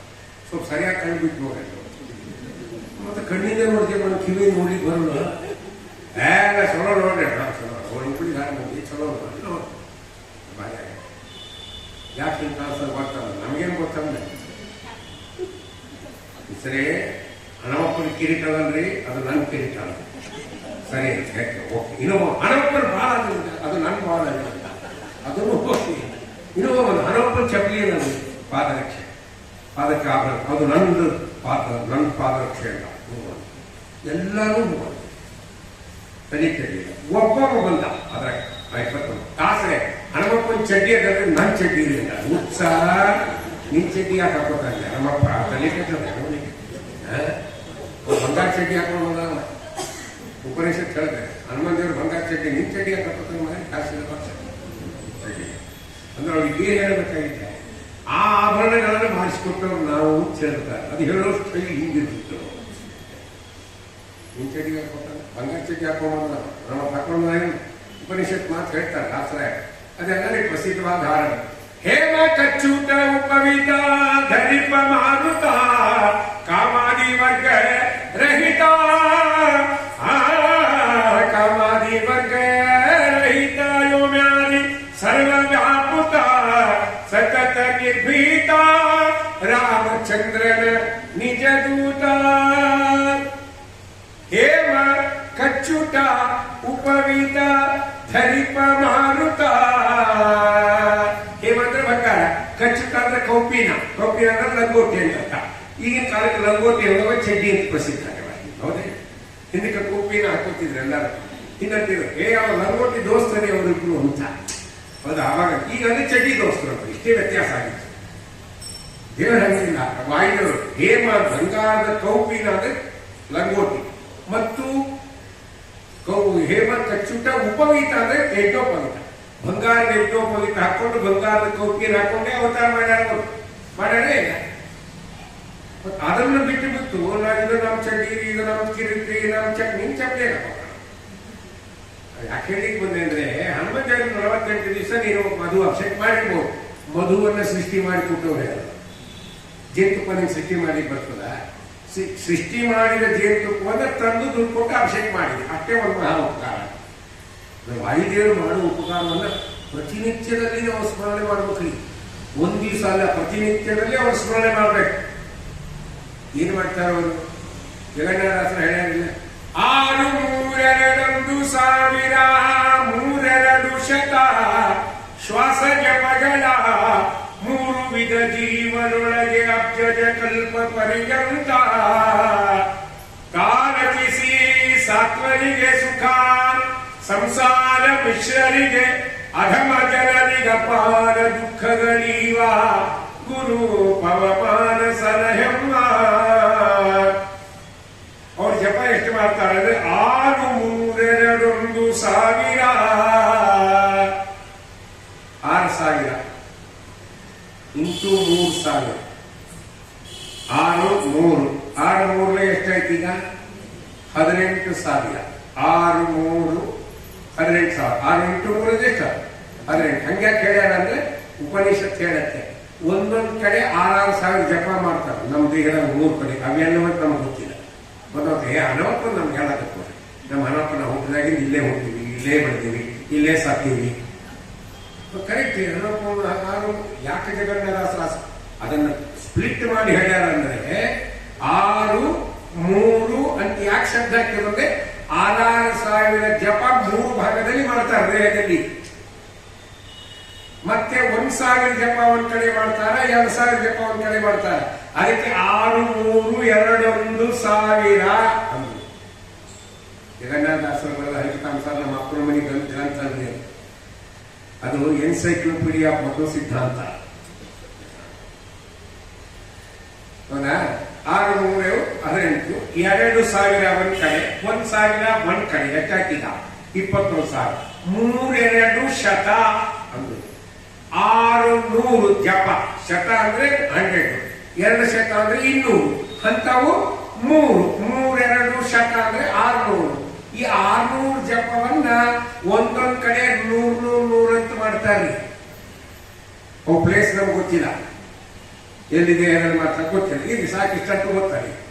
ಈ 3 ಶತ ಶ್ವಾಸ ಜಪಗಳ 3 ವಿಧ ಜೀವನೊಳಗೆ ಅಬ್ಜದ ಕಲ್ಪ ಪರ್ಯಂತ ಸತ್ವರಜ ಸ್ತವೋ ಗುಣದವರಲ್ಲಿ 3 ವಿಧವಾದ ಜೀವನದಲ್ಲಿ ಎಲ್ಲಿ ತನಕ ಮಾಡ್ತಾರೆ? ಅಬ್ಜದ ಕಲ್ಪ ಪರ್ಯಂತ. ಆಪ್ ಅಂದ್ರೆ ನೀರು, ಜ ಅಂದ್ರೆ ಹರಿಯುತ್ತಿದ್ದ ಕಮಲ, ಅದರಲ್ಲಿ ಜ ಅಬ್ಜಜ ಅದಲ್ಲ, 2 ಜಾವ, ಹೌದಿಲ್ಲ?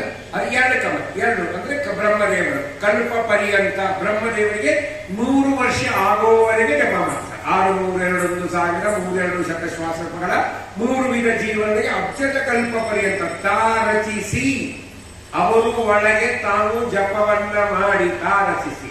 ಸಾತ್ವರಿಗೆ ಸುಖ, ಸತ್ವಜೀವರಿಗೆ ಮೋಕ್ಷಕ್ಕೆ ಸಾಧನೆಗೆ ಬೇಕಾದಂತ ಸಾಧನೆ ಮಾಡಿಸ್ತಾರೆ. ಸುಖ ಅಂದ್ರೆ ನಾವು ಲೌಕಿಕವಾದ ಸುಖ ಅಲ್ಲ, ಪಾರಮಾರ್ಥಿಕವಾದ ಸುಖ ಬೇಕಲ್ಲ. ಆ ಸುಖ ಬರ್ಲಿಕ್ಕೆ ಯಾವ ಸಾಧನೆ ಮಾರ್ಗದಲ್ಲಿ ಕರ್ಕೊಂಡು ಹೋಗ್ಬೇಕೋ ಅದನ್ನೇ ಮಾಡಿಸ್ತಾ ಹೋಗ್ತಾರೆ. ಸ್ವಲ್ಪ ಮೊದಲು ಏನು ಮಾಡ್ತಿದ್ರಿ, ಸಂಧಾನ ಮಾಡ್ಲಿಕ್ಕೆ ಶುರು ಮಾಡಿದ್ರು, ದೇವ್ರ ಪೂಜಾ ಶುರು ಮಾಡಿದ್ರು, ಜಪ ಶುರು ಮಾಡ್ಯಾರ, ಈ ಪಾರಾಯಣ ಶುರು ಮಾಡ್ಯಾರ, ಈ ಪಾಠಕ್ಕೆ ಹೋಗ್ಲಿಕ್ಕೆ ಅಂತಾರೆ. ಹೌದಿಲ್ಲ? ಇದು ಸತ್ವ ಜೀವನಾದರೆ ಅವರಲ್ಲಿ ಈ ರೀತಿಯಾದ ಸಾಧನೆಯನ್ನು ದೇವರು ವಾಯುದೇವರು ಮಾಡಿಸ್ತಾ ಹೋಗ್ತಾರೆ. ಸುಖ ಸಂಸಾರ ಮಿಶ್ರನಿಗೆ, ಸಂಸಾರ ಮಿಶ್ರನಿಗೆ. ಮಿಶ್ರರು ಅಂದ್ರೆ ಯಾರು? ರಜೋಗುಣದವರು. ನಾವು ಮನುಷ್ಯರು ರಜೋಗುಣದವರು. ನಮಗೆರಡೂ ಇದೆ, ಸುಖನೂ ಇದೆ, ದುಃಖನೂ ಇದೆ. ಹೌದಾ? ದೊಡ್ಡ ಮನೆ ತೊಗೊಂಡ್ರೆ ಸುಖ, ಕಸ ಗುಡಿಸುವಾಗ ಅದೇ ನೀವು ಗೊತ್ತು, ನನ್ಗಿಂತ ಜಾಸ್ತಿ ಅದ್ರ ಬಗ್ಗೆ ಅದಕ್ಕೆ ಯಾರು ಗೂಗಲ್ ಒಳಗೆ ಕೇಳಿದ ಪ್ರಶ್ನೆ. ದೊಡ್ಡ ಮನೆ ತಗೊಂಡಿದ್ದು ಕಟ್ಸಿದ್ರು, 8 ಗಂಟೆ ಬೈತಿದ್ರು, ದೊಡ್ಡ ಮನೆ ತಗೊಂಡು ಅರಮನೆ ಮೈಸೂರು ಕಸ ಗುಡಿಸೋಕ್ಕಾಗ್ತಾರೆ. ಅಕ್ಕಿ ಯಾರಿಗೆ ಹೇಳ್ಬೇಕು? ಈಗೆಲ್ಲ ಗೂಗಲ್ ಕೇಳ್ತಾರೆ. ಯಾರು ಕೇಳೋದು ಹೇಳೋದು ಇಲ್ಲಿಗೆ ಎಲ್ಲರೂ ಏನು ಹೋಗ್ತಾರೆ, ಟಿಂಗ್ ಟಿಂಗ್ ಟಿಂಗ್ ಟಿಂಗ್ ಅಂತ ಗೂಗಲ್ ಕೇಳಿದ್ರು.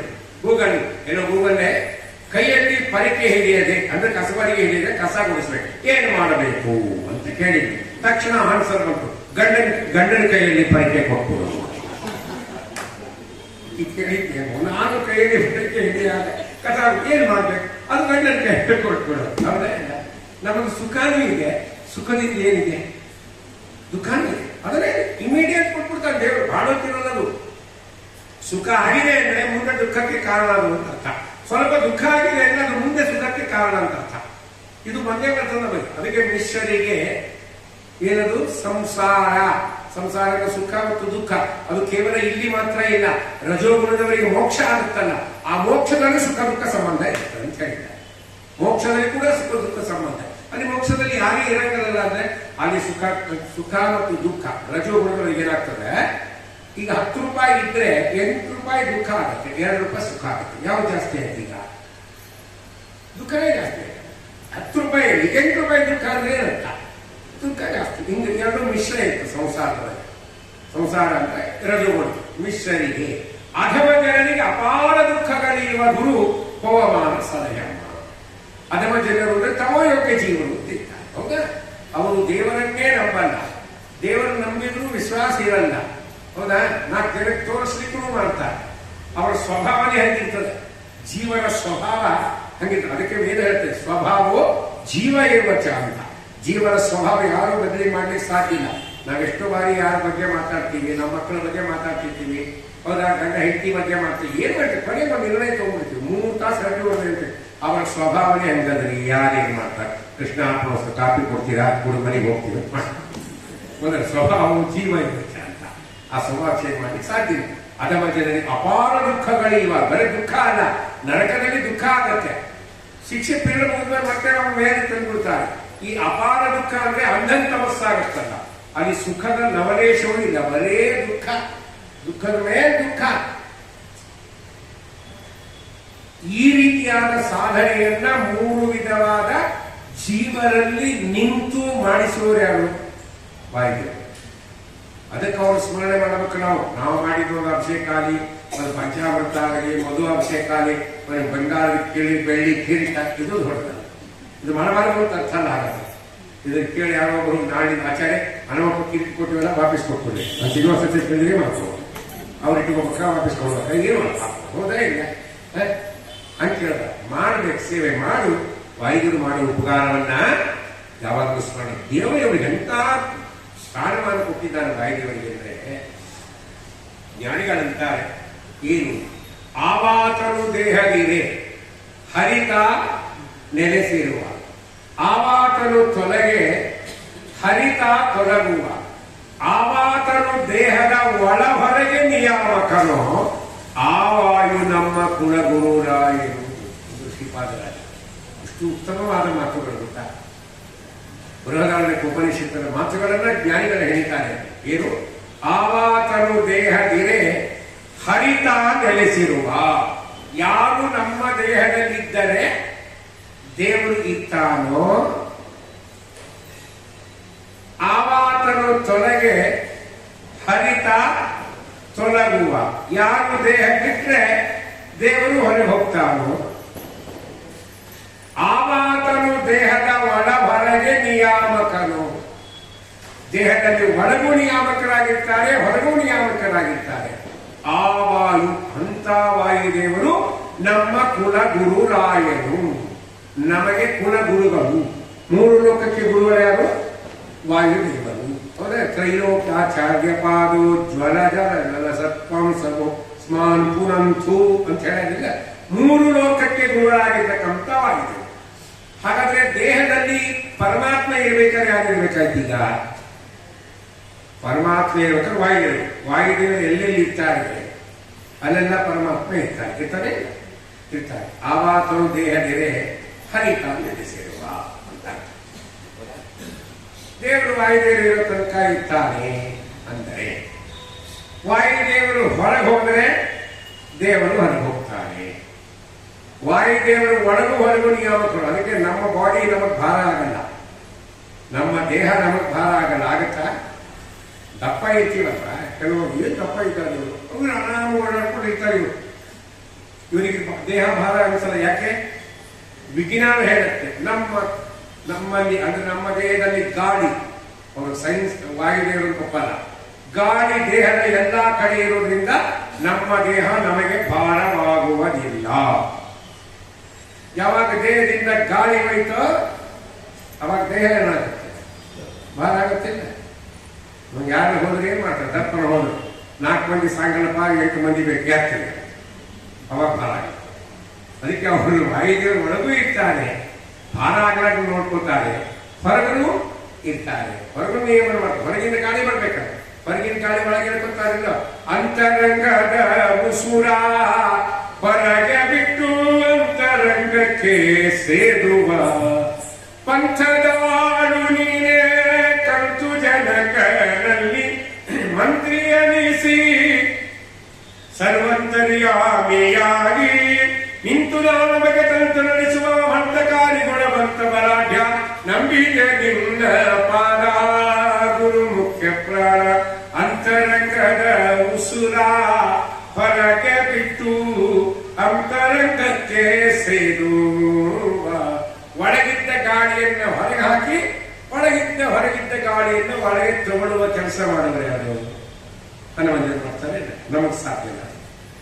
ಅವರು ಲೀಲಾಜಾಲವಾಗಿ ಮಾಡ್ತಾ ಇದ್ದಾರೆ ಅಂತ ನಮಗೇನು ಅನ್ಸಲ್ಲ. ಹೌದಾ? ಸ್ವಲ್ಪ ಉಸಿರಾಟದ ಪ್ರಾಬ್ಲಮ್ ಆದ್ರೆ ಏನ್ ಮಾಡ್ತಾರೆ? ಇರೋ ಗಾಳಿ ಅದು ಏನೋ ಕೊಡ್ತಾರೆ, ಮೂಗಿ ಆಕ್ಸಿಜನ್ ಕೊಡ್ತಾರೆ, ಅದಿದ್ದು ಉಸಿರಾಡ್ತಾರೆ. ಅರ್ಥದ ಬಟ ನೋಡಿ, ನಾನಿದ್ದೆ ಹೊರಗಿನ ಗಾಳಿ ಒಳಗೆ ತಗೊಳ್ಳಿಕ್ ಸಾಮರ್ಥ್ಯ ಇಲ್ಲ. ಇದು ನಮಗಲ್ಲಿ ಬ್ರಹ್ಮಾದಿ ದೇವತೆಗಳಿಗಿಲ್ಲ ಅಂತ ಶಾಸ್ತ್ರ. ಕ್ಲೇಶಾನಂದ ಗಣೇಶಾಧೀನ ಸಮಾಸಮ ಬ್ರಹ್ಮ ಸದಾ ಶಿವರು. ಕ್ಲೇಶಾನಂದ ಗಣೇಶಾಧೀನ ಸಮಾಸಮ ಬ್ರಹ್ಮ ಸದಾ ಶಿವರು. ಈಶತವ್ಯರು ಪರೇಶನಲ್ಲದರೆ ಶ್ವಾಸ ಬಿಡುವ ಶಕ್ತಿ ಲೇಶವಿದೆಂಬುದೇ ಹರವಿದು ಬಾಳುವುದಕ್ಕೆ ಸಿರಿ ನಿಲಯನ ಗುಣಗಳ ಚಿನಿದು ಭಜಿಸುವುದೇ. ಕ್ಲೇಶಾನಂದಗಳೀಶಾಧೀನ ಜೀವನಿಗೆ ಬರ್ತಕ್ಕಂಥ ಸುಖ ದುಃಖಗಳು ಯಾರ ಅಧೀನ? ಅದು ಭಗವಂತನ ಅಧೀನ, ಈಶಾಧೀನ. ನಮಗೆ ಸುಖನೂ ಬರುತ್ತೆ, ದುಃಖ ಬರುತ್ತೆ. ನಾವು ಬಯಸಿದಾಗೆಲ್ಲ ಸುಖನೂ ಬರಲ್ಲ, ದುಃಖನೂ ಬರಲ್ಲ. ಹೌದಾ? ಅದು ಭಗವಂತನ ಅಧೀನ. ಯಾವ ಕಾಲಕ್ಕೆ ಸುಖ ಕೊಡಬೇಕು ಅವಾಗ ಏನ್ ಮಾಡ್ತಾನೆ? ಸುಖ ಕೊಡ್ತಾನೆ. ಯಾವ ಕಾಲಕ್ಕೆ ದುಃಖ ಕೊಡಬೇಕು ದುಃಖ ಕೊಡ್ತಾನೆ. ಅದು ಅವನ ಅಧೀನ. ಅದಕ್ಕೆ ಕ್ಲೇಶಾನಂದಗಳು ಈಶಾಧೀನ. ಸಮ ಸಮ ಬ್ರಹ್ಮ ಸದಾಶಿವರು. ಹೌದಾ? ಅವ ಮೊದಲೇ ಫಿಕ್ಸ್ ಮಾಡಿರ್ತಾನೆ ಸುಖ ದುಃಖ. ಕೆಲವರು ರಾಯರಾಧೀನಕ್ಕೆ ಹೋಗಿರ್ತಾರೆ, ಭಯಂಕರ ಗಲಾಟೆ ಇರ್ತದೆ, ಲೇಟಾಗಿ ಹೋಗಿರ್ತಾರೆ, ಎಲ್ಲೇ ಸಿಗಲ್ಲ ಮೊದಲೇ ಸ್ವಲ್ಪ ಗ್ಯಾರಂಟಿ ಆಗಿರ್ತದೆ. ಇವ್ರು ಹೋಗ್ತಾ ಬರೀ ಬರೀ ಬರೀ ಬರೋದು ಎಲ್ಲಿ ಖಾಲಿ ಮೇಲೆ ಕುಡಿಸ್ಬಿಡ್ತಾರೆ, ಸುಖ ಆಗುತ್ತಿಲ್ಲ ಅಂತ. ಏನ್ರಿ ರಾಯರ ಅನುಗ್ರಹ? ಅಷ್ಟು ಮಂದಿದ್ರು ಮೊದಲನೇ ಎಲಿ ಮೊದಲನೇ ಲೈನ್ ಮೊದಲನೇ ಪಂಕ್ತಿ. ಏನ್ ರಾಯರ ಅನುಗ್ರಹ ಈ ಸರಿ? ಅಟ್ಟಿಕೆ ರಾಯರ ಅನುಗ್ರಹ, ಅದು ರಾಯರ ಅನುಗ್ರಹ ಇಲ್ಲಂದಿಲ್ಲ. ಅಟ್ಟಿಕೆ ಇದು ಸುಖ. ಹೌದಾ? ಹೊಸವೇ ಅಡ್ವಾನ್ಸ್ ಹೋಗಿರ್ತಾರೆ, ಮೊದಲೇ ಒಂದು ತಾಸು ಮೊದಲು ಹೋಗಿ ಕೂತಿದ್ದಾರೆ, ಮಧ್ಯಾಹ್ನ ಆಗಿ ಜನ ಜಾಸ್ತಿ ಅವತ್ತೇ ಎಲಿಸಿ ಹೋಗ್ತದೆ. 3ನೇ ಪಂಕ್ತಿ ಏನು ಅದಕ್ಕೆ ಇವೆರಡೂ ಯಾರ ಅಧೀನ? ಇದು ಕ್ಲೇಶಾನಂದಗಳು ಈಶಾಧೀನ. ಸಮ ಅಸಮಃ ಅಂತಾರೆ. ಸಮ ಅಸಮ ಅಂದ್ರೆ ಯಾರು ಅಂದ್ರೆ ಲಕ್ಷ್ಮೀದೇವಿ ಹೆಸರಿ. ಅದಕ್ಕೆ ಸಮನ ಅಂತ ಹೆಸರಿಡ್ತಾರೆ. ಸಮನ, ಸಮ ಅಸಮ. ದೇವರಿಗೆ ಸಮ ಹೌದು ರಮಾದೇವಿ. ಯಾವ ವಿಷಯದಲ್ಲಿ ಅಂದ್ರೆ ದೇಶತಃ ಕಾಲತಃ ಸಮ, ಗುಣತಃ ಅಸಮ. ಅದಕ್ಕೆ ಸಮ ಅಸಮಃ ಅಂತ ಹೇಳಿದ್ದಾರೆ. ಅದಕ್ಕೆ ಸಮ ಅಸಮ ಬ್ರಹ್ಮ, ಚತುರ್ಮುಖ ಬ್ರಹ್ಮದೇವ. ಮತ್ತು ಅಷ್ಟೇ ಅಲ್ಲ, ಸದಾಶಿವ. ಶಿವ ಅಂದ್ರೆ ಏನು?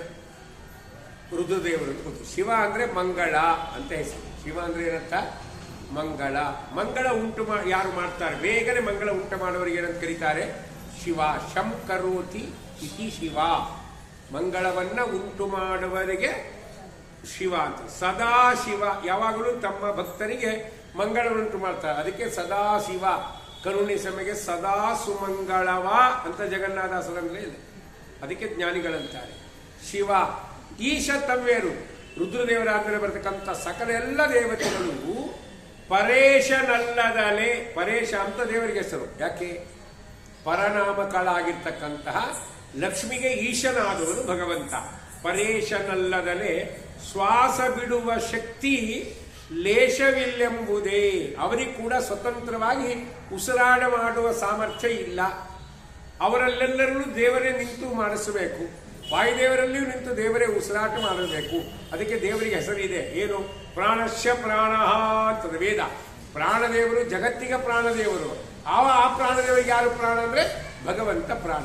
ಅದಕ್ಕೆ ವಾಯುದೇವರು ಇರೋ ತನಕ ದೇಹದ ಒಳ ಹೊರಗೆ ನಿಯಾಮಕನು. ಆ ವಾಯು ನಮ್ಮ ಕುಲಗುರುರಾಯನು. ಸರಿ, ಇದು ವಾಯುದೇವರಿಗೆ. ಅದಕ್ಕೆ ಇಷ್ಟನ್ನೇ ತಿಳ್ಕೊಂಡ್ರೆ ಅದು ಅನರ್ಥ ಆಗ್ಬಿಡ್ತದೆ. ಏನು? ಅದೇ ಮಧ್ವನಾಮದಲ್ಲಿ ಶ್ರೀಪಾದರಾಜನ ಕಡೆ ಹೇಳ್ತಾರೆ. ಏನು? ಕರಣಾಭಿಮಾನಿ ಸುರರು ದೇಹವನ್ನು ಬಿಡಲು ಕುರುಡ ಕಿವುಡ ಮೂಕನೆಂದೆನಿಸುವ ಪರಮ ಮುಖ್ಯ ಪ್ರಾಣ ತೊಲಗಲ ದೇಹವನ್ನು ಅರಿತು ಪೆಣನೆಂದು ಪೇಳುವರು ಬುಧ ಜನ. ಕರಣಾಭಿಮಾನಿ ಸುರರು. ಕರಣ ಅಂದ್ರೇನು? ಕಿವಿ ಅಂತ ಅರ್ಥ ಅಲ್ಲ. ಕರಣ ಅಂದ್ರೆ ಕಿವಿ ಅಂತ ಒಂದರ್ಥ ಇದೆ. ಕರಣ ಅಂದ್ರೆ ಇಂದ್ರಿಯಗಳು. ಕರ್ಣಾಭಿಮಾನಿ ಸುರರು, ಇಂದ್ರಿಯಾಭಿಮಾನಿ ದೇವತೆಗಳು ದೇಹವನ್ನು ಬಿಡಲು ಒಬ್ಬೊಬ್ಬರಾಗಿ ಹೋದರೆ, ಕಣ್ಣಿನ ಅಭಿಮಾನಿ ದೇವತೆ ಸೂರ್ಯ ಹೋದರೆ ಕಣ್ ಕಾಣಿಸಲ್ಲ. ಅವನಿಗೇನಂತ ಕರೀತಾರೆ? ಕುರುಡ. ಕಿವಿ ಅಭಿಮಾನಿ ದೇವತೆ ಯಾರು? ಯಾರು ಗೊತ್ತಿಲ್ಲ. ನಮಗೆಲ್ಲ ಗೊತ್ತಿದೆ ಅಂತ. ನಮ್ಗೇನು ಗೊತ್ತೇ ಇಲ್ಲ. ಅದು ಫಸ್ಟ್ ಅಂಡರ್ಸ್ಟ್ಯಾಂಡ್ ಮಾಡ್ಕೋಬೇಕಂತ. ನಮ್ಮ ಗುರುಗಳು ನಿಮ್ಗೆ ಏನೂ ಗೊತ್ತಿಲ್ಲ, ಇದು ತಿಳ್ಕೊ. ಆಮೇಲೆ ಗೊತ್ತಿರೋ ವಿಷಯ ಹೇಳ್ತೀನಿ. ಕಾರಣ ಕಿವಿಗೆ ಅಭಿಮಾನಿ ಯಾರು? ಚಂದ್ರ. ಚಂದ್ರ ಹೊರಗೋಗ್ಬಿಟ್ರೆ ಕಿವಿ ಕೇಳಿಸಲ್ಲ. ಹೌದು, ಅವರೊಂದು ಹೇಳ್ತಾರೆ, ನಾವೊಂದು ಹೇಳ್ತೀವಿ. ಪಾಠಕ್ಕೆ ಬರ್ಬೇಕಂತೆ. ಪಾಠಕ್ಕೆ ಕಾಪಿ ಕೊಡ್ತಾರಾ? ಹಿಂಗ ಕಿವಿ ನಾನು ಕೇಳಿಸ ಸರಿಯಾಗಿ ಕೇಳಿಸ್ತಾರೆ. ಅದಕ್ಕೆ ಅವರನ್ನು ಹೇಳೋದು ಇವರನ್ನು ಕೇಳೋದಾಗುತ್ತೆ. ಇದು ಕಿವಿಗೆ ಅಭಿಮಾನಿ. ಚಂದ್ರ ಹೋದ್ರೆ ಅವನಿಗೆ ಜೀವನ ಆಗುತ್ತೆ. ಆಮೇಲೆ ವಾಕಿಗೆ ಅಭಿಮಾನಿ ಯಾರು? ಅಗ್ನಿದೇವರು. ವಾಕ್ ಅಂದ್ರೆ ಬಾಯಿ. ಅಭಿಮಾನಿ ಯಾರು? ಇಂದ್ರದೇವರು. ಹೌದಾ? ಅಗ್ನಿದೇವರು. ಅಗ್ನಿದೇವರು ಹೊರಗೆ ಹೋಗ್ಬಿಟ್ರೆ ಮಾತಾಡೋ ಸಾಮರ್ಥ್ಯ ಇರೋದು ಮೂಕ ಅಂತಾರೆ. ಇದೇನೋ ಒಂದೊಂದು ಇಂದ್ರಿಯದಿಂದ ಹೋಗುದು ಅಂದ್ರೆ ಪರಮ ಮುಖ್ಯ ಪ್ರಾಣ ತೊಲಗಲಾದೆಯವರು ಅರಿತು ಪೆಡಲೆಂದು ಪೇಳುವರು ಬುಧ ಜನ. ಪರಮ ಮುಖ್ಯ ಪ್ರಾಣ ತೊಲಗಲಾದೇಹವರು ನಾವು ಈ ಶಬ್ದಕ್ಕೆ ತಿಳ್ಕೊಂಡಿದ್ದೀಗ ವಾಯುದೇವರು ಹೋಗ್ಬಿಟ್ರೆ ಮತ್ತು ವಾಯುದಕ್ಕಿಂತ ದೊಡ್ಡವರು ಇದ್ದಾರೆ, ತಾತಮ್ಯಗಿದ್ದಾರೆ, ಯಾರಿದ್ದಾರೆ? ರಮಾದೇವಿ ಇದ್ದಾರೆ, ಪರಮಾತ್ಮ ಇದ್ದಾರೆ. ಮತ್ತು ಅವ್ರದ್ದೇನು ಕೆಲಸ ಇದೆ?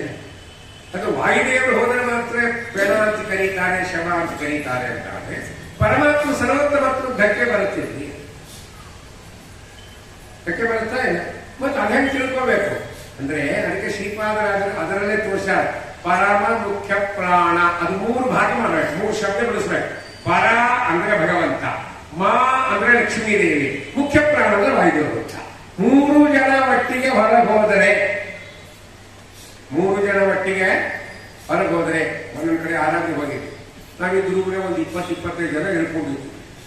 ಒಬ್ಬೊಬ್ರು ಖಾಲಿ ಮಾಡಿ ನನ್ನ ಜೊತೆಗೆ ಒಂದು ಯಾವಾಗಲೂ ಬರೋರಲ್ಲಿ ಏನ್ ದಾಸೆ ಒಬ್ಬೊಬ್ರು ಹೋಳಿ ಅಂತಾರೆ. ಮತ್ತೆ ಅಷ್ಟೇ ಕರ್ಣಾಭಿಮಾನ ಸುರರು ದೇಹವನ್ನು ಇದ್ದಾರೆ. ಅವ್ರು ಹೆಂಗ್ ಬಿಡ್ಕೊಂಡು ದೇಹ ಖಾಲಿ ಹಾಕು ಖಾಲಿ ಹಾಕು ಬಂತು. ಹಾಗೆ ನಮ್ದೇ ನೀವೇನೋ ಮಜಾ ಹೇಳ್ತೀವಿ, ಮಜಾ ಇರೋ ವಿಷಯ ಹೌದಿಲ್ಲ. ಕಡೆ ಮುಖ್ಯ ಪ್ರಾಣ ಯಾವಾಗ ಹೋಗ್ತಾರಂದ್ರೆ ನಾವು ಕೊಟ್ಟಿರ್ತಾರೆ ಈಗ ಹಾಕೊಂಡ್ರೆ ಮುಖ್ಯ ಪ್ರಾಣ ಹೋಗ್ತಾರೆ. ನಾವು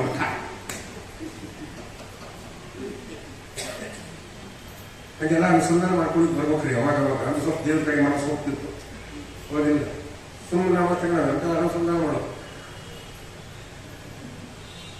ಒಂದು 30 ಮಂದಿ ಒಬ್ಬರಿಗೆ ಒಟ್ಟಿಗೆ ಬಂದಿದ್ರು. ಎಲ್ಲರೂ ಪಾಪ ಅವ್ರ ಕೆಲಸ ಮುಗಿತು, ಅವ್ರ ತಪ್ಪಾಗಿ ನಾವು ಒಬ್ಬರೇ ಹೊಡೆದೈತೆ ಮಾಡ. ಅವರೊಂದು ದಾಸರಿಗೆ ನೋಡಿ ಎಲ್ಲ ನನ್ನ ಜೊತೆ ಬಂದು ಎಲ್ಲ ಹೋಗ್ಬಿಟ್ರಿ, ಯಾರು ನಾವು ಒಬ್ಬರೇ ಹೋಗ್ಬೇಕು. ಅದಕ್ಕೆ ಪುರಂದಾಸ ಮೊದಲೇ 6 ಸಂಗಡ ಭಾವನೆಯಿಂದ ಒಬ್ಬರೇ ಹೋಗ್ಬೇಕು ನೆನಪಿಟ್ಕೊಂಡು ನಡಿ ಎಲ್ಲರೇ ಇಲ್ಲ. ನಾವ್ಯಾಕೆ ದುಃಖ ಪಡ್ಬೇಕ್ರಿ? ದುಃಖ ಪಡಿ ಯಾಕೆ ಪಡ್ಬೇಕು? ದುಃಖ ಮಾಡ್ಕೊಂಡಿದ್ದಾಗೆ ದುಃಖ ಆಗುತ್ತೆ ಮನಸ್ಸಿಗೆ. ಸಂತೋಷವಾಗಿ ಕರಿಬೇಕು. ಹೌದು, ನಾವು ಒಂದು ಕಡೆ ಭಜನೆಗೆ ಹೋಗಿದ್ದೀವಿ ಮಲ್ಲೇಶ್ವರ ಹಿಂದೆ ಮನೆ ಇನ್ಸ್ಟ್ರೂಮೆಂಟ್ ಮುಗಿಸೋರು ಅವರು ನಮ್ಮನ್ನೆಲ್ಲ ಎಲ್ಲರೂ ಬಡ ಕಡೆ ಬಡ ತಪ್ಪಾಡಿತು ಹೋಗ್ಬೇಕು. ನಾವು ಬೇಕಾಗಿ ಬರೋಣ. ದಾಸರಿ ನಿಮ್ದು ತಿರುಪತಿ ವೆಂಕಟರಮಣ ಇದೆ, ತಿರುಪತಿ ವೆಂಕಟರಮಣ ಸ್ವಾಮಿ ಇದೆ ನಿಮ್ಮ ಕಡೆ. ಸ್ವಲ್ಪ ನಿಧಾನ ಆಗಿ ಬರ್ತೀನಿ, ನೀವು ವೈನಿನ ಕರ್ಕೊಂಡು ಹೋಗ್ತೀನಿ, ಬಿಟ್ಟು ಹೋಗ್ತೀನಿ. ಅವರು ತಿರುಪತಿ ವೆಂಕಟರಮಣ ಸ್ವಾಮಿ ಅಂದ್ರೆ TVS ಅಂತ. TVS ಹೆಸರೇನು? ತಿರುಪತಿ ವೆಂಕಟರಮಣ ಸ್ವಾಮಿ. ನನ್ನ ಕಡೆ 14 ವರ್ಷ ಯಾರು ಹೆಂಗೆ ಬಂದ್ರೆ ತಿರುಪತಿ ವೆಂಕಟರಮಣ ಸ್ವಾಮಿ ಕರ್ಕೊಂಬಂದಿದ್ದ. ಆಮೇಲೆ ಬಂದ ಮತ್ತೆ ಹೊರಗೆ ನೋಡ್ರಿ TVS ಅಲ್ಲ ನೀ ಡಿಮಾಂಡ್ ಹಿಂಗೆ ಮಾಡಬೇಕಾದ್ರೆ ತಮಾಷೆ ಮಾಡಿದ್ರು. ದಾಸರೇ ಎಲ್ಲರೂ ನಿಮ್ಮ ಮನೆಯವರು ಹೋಗ್ಬಿಟ್ರು ಕೈಗಳು. ಮಾತ್ರ ಪುರಂದಾಸ ಮೊದಲು ಹೇಳ ಮಂಚ ಬಾರದು ಮಡಲಿ ಬಾರದು, TVS ಮಾತ್ರ ಬರುತ್ತೆ ಬರೋದು.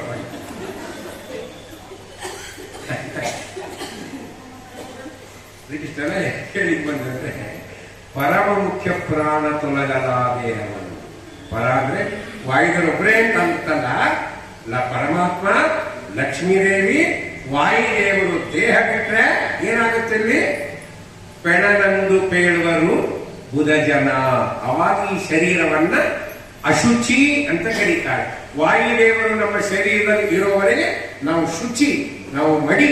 ಯಾವಾಗ ಅವರು ನಮ್ಮ ದೇಹ ಬಿಟ್ಟರು ಅಂದ್ರೆ ಅದು ನಮಗೇನಾಗುತ್ತೆ? ಅದು ಅಶುಚಿ ಆಗುತ್ತೆ ಅಂತ ಅಷ್ಟೇ. ಇಲ್ಲಿ ಮತ್ತೊಂದು ಶಾಸ್ತ್ರಕ್ಕೆ ವಿರುದ್ಧ ಬರ್ತದೆ. ತಿಳ್ಕೊಂಡ್ಬಿಟ್ರು ಪ್ರತೀತು ಕೆಲವೊಂದು ತಿಳ್ಕೊತ ಬರ್ತಾರೆ. ದಾಸ ಆಯ್ತು ಅಂದ್ರೆ ಸೋ ಈಜಿ ಆರಾಮ್. ಇಲ್ಲಿ ಶಾಸ್ತ್ರ ಘಟ ಪಟ ನಟ ವ್ಯಾಕರಣ ತಲೆ ತಿಂದು ಸಾಕಾಗ ಹೋಗ್ತದೆ. ದಾಸ ಆಯ್ತು ಬಹಳ ಈಜಿ ಅದ ನೋಡಿ ಅಂತ.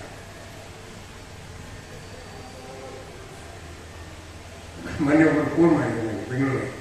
ದಾಸರೇ, ವಿಜಯದಾಸರ ಸುಳಾದಿ ಒಂದು ರೈಲು ಬಂದಿದೆ, ನಾಚಿಕಪತಿ ವಿಜಯ ವಿಠಲರೇಯ ಅಂತಿದೆ. ಇದರಿಂದ ಅರ್ಥ ಮಾಡ್ಕೋಬೇಕು ಅಂತ ಕೇಳಿ. ಶಬ್ದ ಏನು? ನಾಚಿಕೆ ಪತಿ ವಿಜಯ ವಿಠಲರೇಯ ಶಬ್ದ ಹೆಂಗೆ ಅರ್ಥ ಮಾಡೋದು?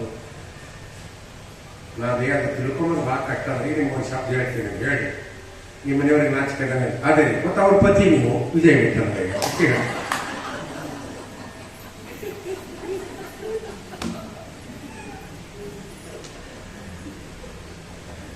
ಶಬ್ದಗಳಿರುತ್ತೆ, ಅದು ತಿಳ್ಕೊಂಡು ಬಹಳ ಕಷ್ಟ. ಅಲ್ಲ, ಶಾಸ್ತ್ರದ ಬೆಂಬಲ ಇದ್ರೆ ಮಾತ್ರ ಹರಿದಾಸರ ವಾಣಿ ಅರ್ಥ ಆಗೋದು, ಹೌದಲ್ಲ?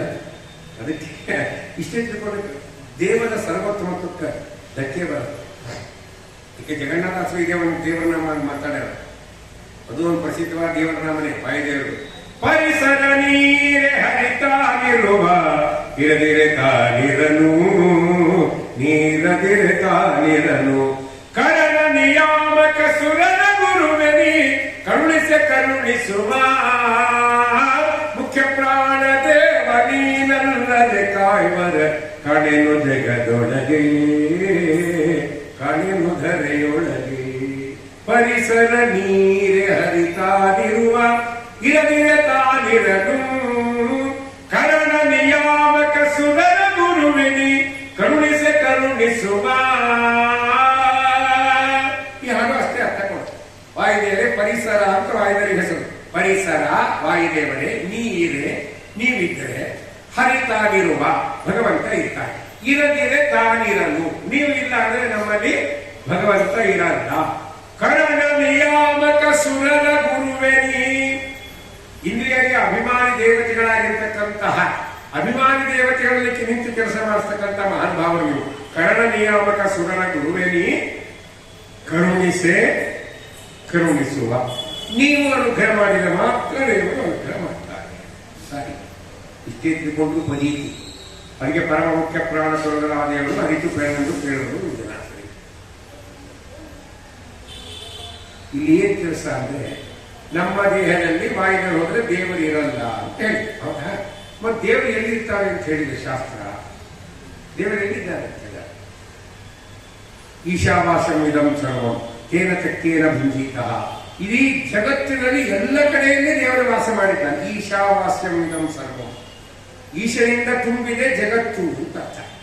ಇದೇ ಮಾತು ಪುರಂದರದಾಸರು ಹೇಳ್ತಾರೆ, ಎಳ್ಳು ಮೊನೆಯ ಮುಳ್ಳು ಕೊನೆಯ ಕೊಳ್ಳು ಬಿಡದೆ ಹೊರಗೆ ಹೊರಗೆ ಎಲ್ಲಾ ಠಾವಿನಲ್ಲಿ ಲಕ್ಷ್ಮೀನಲ್ಲನಿದ್ದಾನೆ, ಪ್ರಾಣಿ ಚಿಂತ್ಯಾಕ ಮಾತಿದ್ದಿ ಚಿನ್ಮಯನಿದ್ದಾನೆ, ಚಿಂತಾರತ್ನನೆಂಬೋ ಅನಂತನಿದ್ದಾನೆ.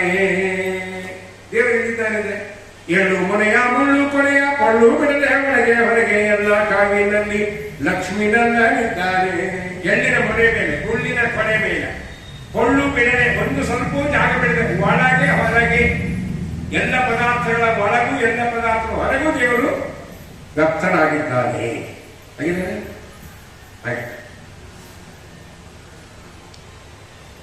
ಒಬ್ಬ ಭಕ್ತ ಕೇಳಿದ, ಸ್ವಾಮಿ ಗುರುಗಳೇ, ಏನು ದೇವರು ಎಲ್ಲ ಕಡೆ ಇದ್ದಾನೆ ಅಂತ ಹೇಳ್ತೀರಲ್ವಾ, ಅವ ಎಲ್ಲಿಗೆ ಸ್ವಲ್ಪ ಕಾಣಿಸ್ಬೇಕು. ನಾವು ಒಂದ್ ಕಡೆ ಕಾಣಿಸಿ ನಮ್ಗೆ ಇನ್ನೂ ಭಕ್ತಿ ಜಾಸ್ತಿ ಆಗ್ತದೆ. ಯಾರ ಮೇಲೆ? ದೇವರ ಮೇಲೆ ಆಗ್ತದೆ ಭಕ್ತಿ ಜಾಸ್ತಿ. ಎಲ್ಲೂ ಕಾಣಿಸಲ್ಲ. ಮತ್ತೆ ಎಲ್ಲ ಕಡೆ ಇದ್ದಾನೆ ಅಂತ ಶಾಸ್ತ್ರ ಹೇಳಿದೆ. ನೀವೆಲ್ಲ ಪ್ರವಚನಕಾರ ಹೇಳ್ತೀರಿ ಎಲ್ಲ ಕಡೆ ಇದ್ದಾರೆ, ಭಕ್ತರು ನಂಬಿರ್ತಾರೆ ದೇವರೆಲ್ಲ ಕಡೆ ಇದ್ದಾರಪ್ಪ, ನಾವು ಮಾಡೋದೆಲ್ಲ ದೇವ್ರು ನೋಡ್ತಿರ್ತಾನೆ, ಸಾಕ್ಷಿ ದೇವರೊಳಗೆ. ಇಲ್ಲ, ಒಂದ್ ಕಡೆ ಕಾಣಿಸ್ಬೇಕು. ನಾನೇ ಅವಾಗ ಕಾಣಿಸಲಾರ್ದೆ ನಮಗೂ ಯೋಗ್ಯ. ಅವಾಗ ಏನು ಕಾಣಿಸಂಗಲ್ಲ, ಅದೇ ನಮ್ಮ ಕ್ಷೇಮಕ್ಕೆ ಅವಾಗ ಕಾಣಿಸಂಗಲ್ಲ. ಒಂದು ಏನಾದ್ರೂ ಅವಾಗ ಕಂಡ್ರೆ ನಮ್ದು ಏನಾದ್ರೂ ವ್ಯಾಪಾರ ನಡೀತದ. ಇವತ್ತು ನಮ್ಮ ಮನೆಗೆ ಒಬ್ಬರು ಉತ್ತಮರು ಬರ್ತಾರೆ ಅಂತಾದ್ರೆ ನಮ್ಮ ವ್ಯಾಪಾರ ಎಲ್ಲ ನಮಗೆ ಸ್ಥಗಿತ ಆಗ್ಬಿಡ್ತಾವ. ಆಗ್ತವೆ. ಯಾರಿಗಾದ್ರು ವಿದ್ವಾಂಸರು ಬರ್ತಾರೆ ಅಂತ ಇಟ್ಕೊಂಡು ಮತ್ತೆ ಎಷ್ಟೊತ್ತಿಗೆ ಬರ್ತೀರಿ ಅಂತ ಕೇಳ್ತಾರೆ. ಇಲ್ಲಲ್ಲ, ಬೆಂಗಳೂರಾಗ ಇಲ್ಲೆಲ್ಲ ಪಾಪ ಒಳ್ಳೆಯವರು ಬೇಕಾದವರು ಬರಲಿಲ್ಲ. ಅಲ್ಲೆಲ್ಲ ಎಷ್ಟೊತ್ತಿಗೆ ಬರ್ತೀರಿ ಅಂದ್ರೆ ಎಷ್ಟೊತ್ತಿಗೆ ಬರೋದು ನೀವು ಹೇಳಿ ಟೈಮ್ 10 ಗಂಟೆ ಹೇಗಾಗ 10:45 ಬನ್ನಿ. ಯಾಕೆ ನೀವು ಬರೆದ್ರೆ ನಮ್ಮ ಜನ ಕೆಲಸ ಮುಗಿಸಿರ್ತೀವಿ. ಏನು ಉಪ್ಪಿಟ್ಟಿನ ಕಾಫಿ ಕೊಡು ರೆಡಿ ಆಗ್ತೀವಿ. ನಮ್ಮೆಲ್ಲ ಉಪ್ಪಿಡ್ತೀವಿ ಹೌದಾ, ಪ್ರೆಸ್ಟೀಜ್ ಇಶ್ಯೂ ಅಂತ ಹಿಂಗೆಲ್ಲ ನಗು ಬರ್ರಿ ಹಿಂಗೆಲ್ಲ ಇರ್ತಾವೆ ಅಲ್ಲ ಹಿಂಗೆ ಕೈ ಅದಕ್ಕೆ ಕೇಳಿದೆ, ಏನಾದ್ರೂ ಇದ್ರೆ ಏನು ಕಾಣಿಸ್ಬೇಕು ಸ್ವಲ್ಪ ನಾ ಕಾಣಿಸಲಾದ ಒಳ್ಳೇದು ಹೋಗಾರ ಯಾಕೆ ಜೀವ ತಿಂತೀವಿ ಅಂತ ಎಲ್ಲ ಕಾಣಿಸ್ಬೇಕು ಅಂದ್ರೆ ಅವ್ರು ಕಾಣಿಸಿದ ನಿಮ್ಗೆ ವ್ಯಾಪಾರ ಇಲ್ಲ. ಹೆಂಗೆ ಹೇಳ್ತೀರಿ ಅಂತ ಒಂದು ಕೆಲಸ ಮಾಡಿ, ನಾವು ಚಹಾ ಕುಡಿತೀವಿ ಸಾಕ ನಿನಗೆ ಅವರು ಮನೆಯವರು ಕಾಫಿ ಬೆರೆಸೋ ಮುಂದೆ ಏನು ಕಾಣಿಸ್ತದ, ಕಾಫಿನೇ ಕಾಣಿಸ್ತದೆ. ಕೂಡಿಸ್ತಾರ ಹಾಲು ಸಕ್ಕರೆ, ಹಾಲು ಸಕ್ಕರೆ ಕಾಫಿ ಪುಡಿ, ಜ್ಞಾನ ಭಕ್ತಿ ವೈರಾಗ್ಯ. ಅದು ಸುಮ್ಮನೆ ಅನುಸಂಧಾನ ಮಾಡಿ, ಒಳ್ಳೆ ಶಬ್ದ ಅಲ್ಲ. ನಮ್ಮನೆಗೆ ಒಂದು ಬೆಂಗಳೂರು ಪೋಸ್ಟಲ್ ಡಿಪಾರ್ಟ್ಮೆಂಟ್ ಕೆಲಸ ಮಾಡಿರೋದು. ನನಗಿಂತ ವಯಸ್ಸು ಬಹಳ ಅಂತರ ನನಗೆ. ಆದರೆ ಒಂದು ವಿಜಯನೇ ಸುಳಗಿ ಎಲ್ಲ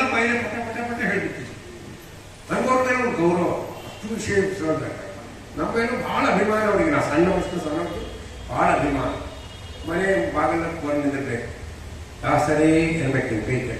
ಬರೀ ನಾಗರಾಜರಾರೆ ಜ್ಞಾನ ಭಕ್ತಿ ವೈರಾಗ್ಯ ಇದೆಯಾ, ಸಿದ್ಧವಾಗಿದೆಯಾ ಅಂದ್ರೆ ಕಾಪಿ ಇದೆಯಾ, ಅವರು ಬರೀ ಇದೇ ಸಿದ್ಧವಾಗಿದೆ, ಡಬ್ಬಿ ತುಂಬ ಇದೆ ಬನ್ನಿ ಕಮಲ ಬರ್ತೀನಿ ಹಂಗೆ ಇದು ಕೊಟ್ಟಿರ್ತಾರಲ್ಲ ಅವ್ರು ಕಲಿಸುವಾಗ ಒಂದು ಕಾಪಿ ಕಾಣಿಸ್ತದೆ.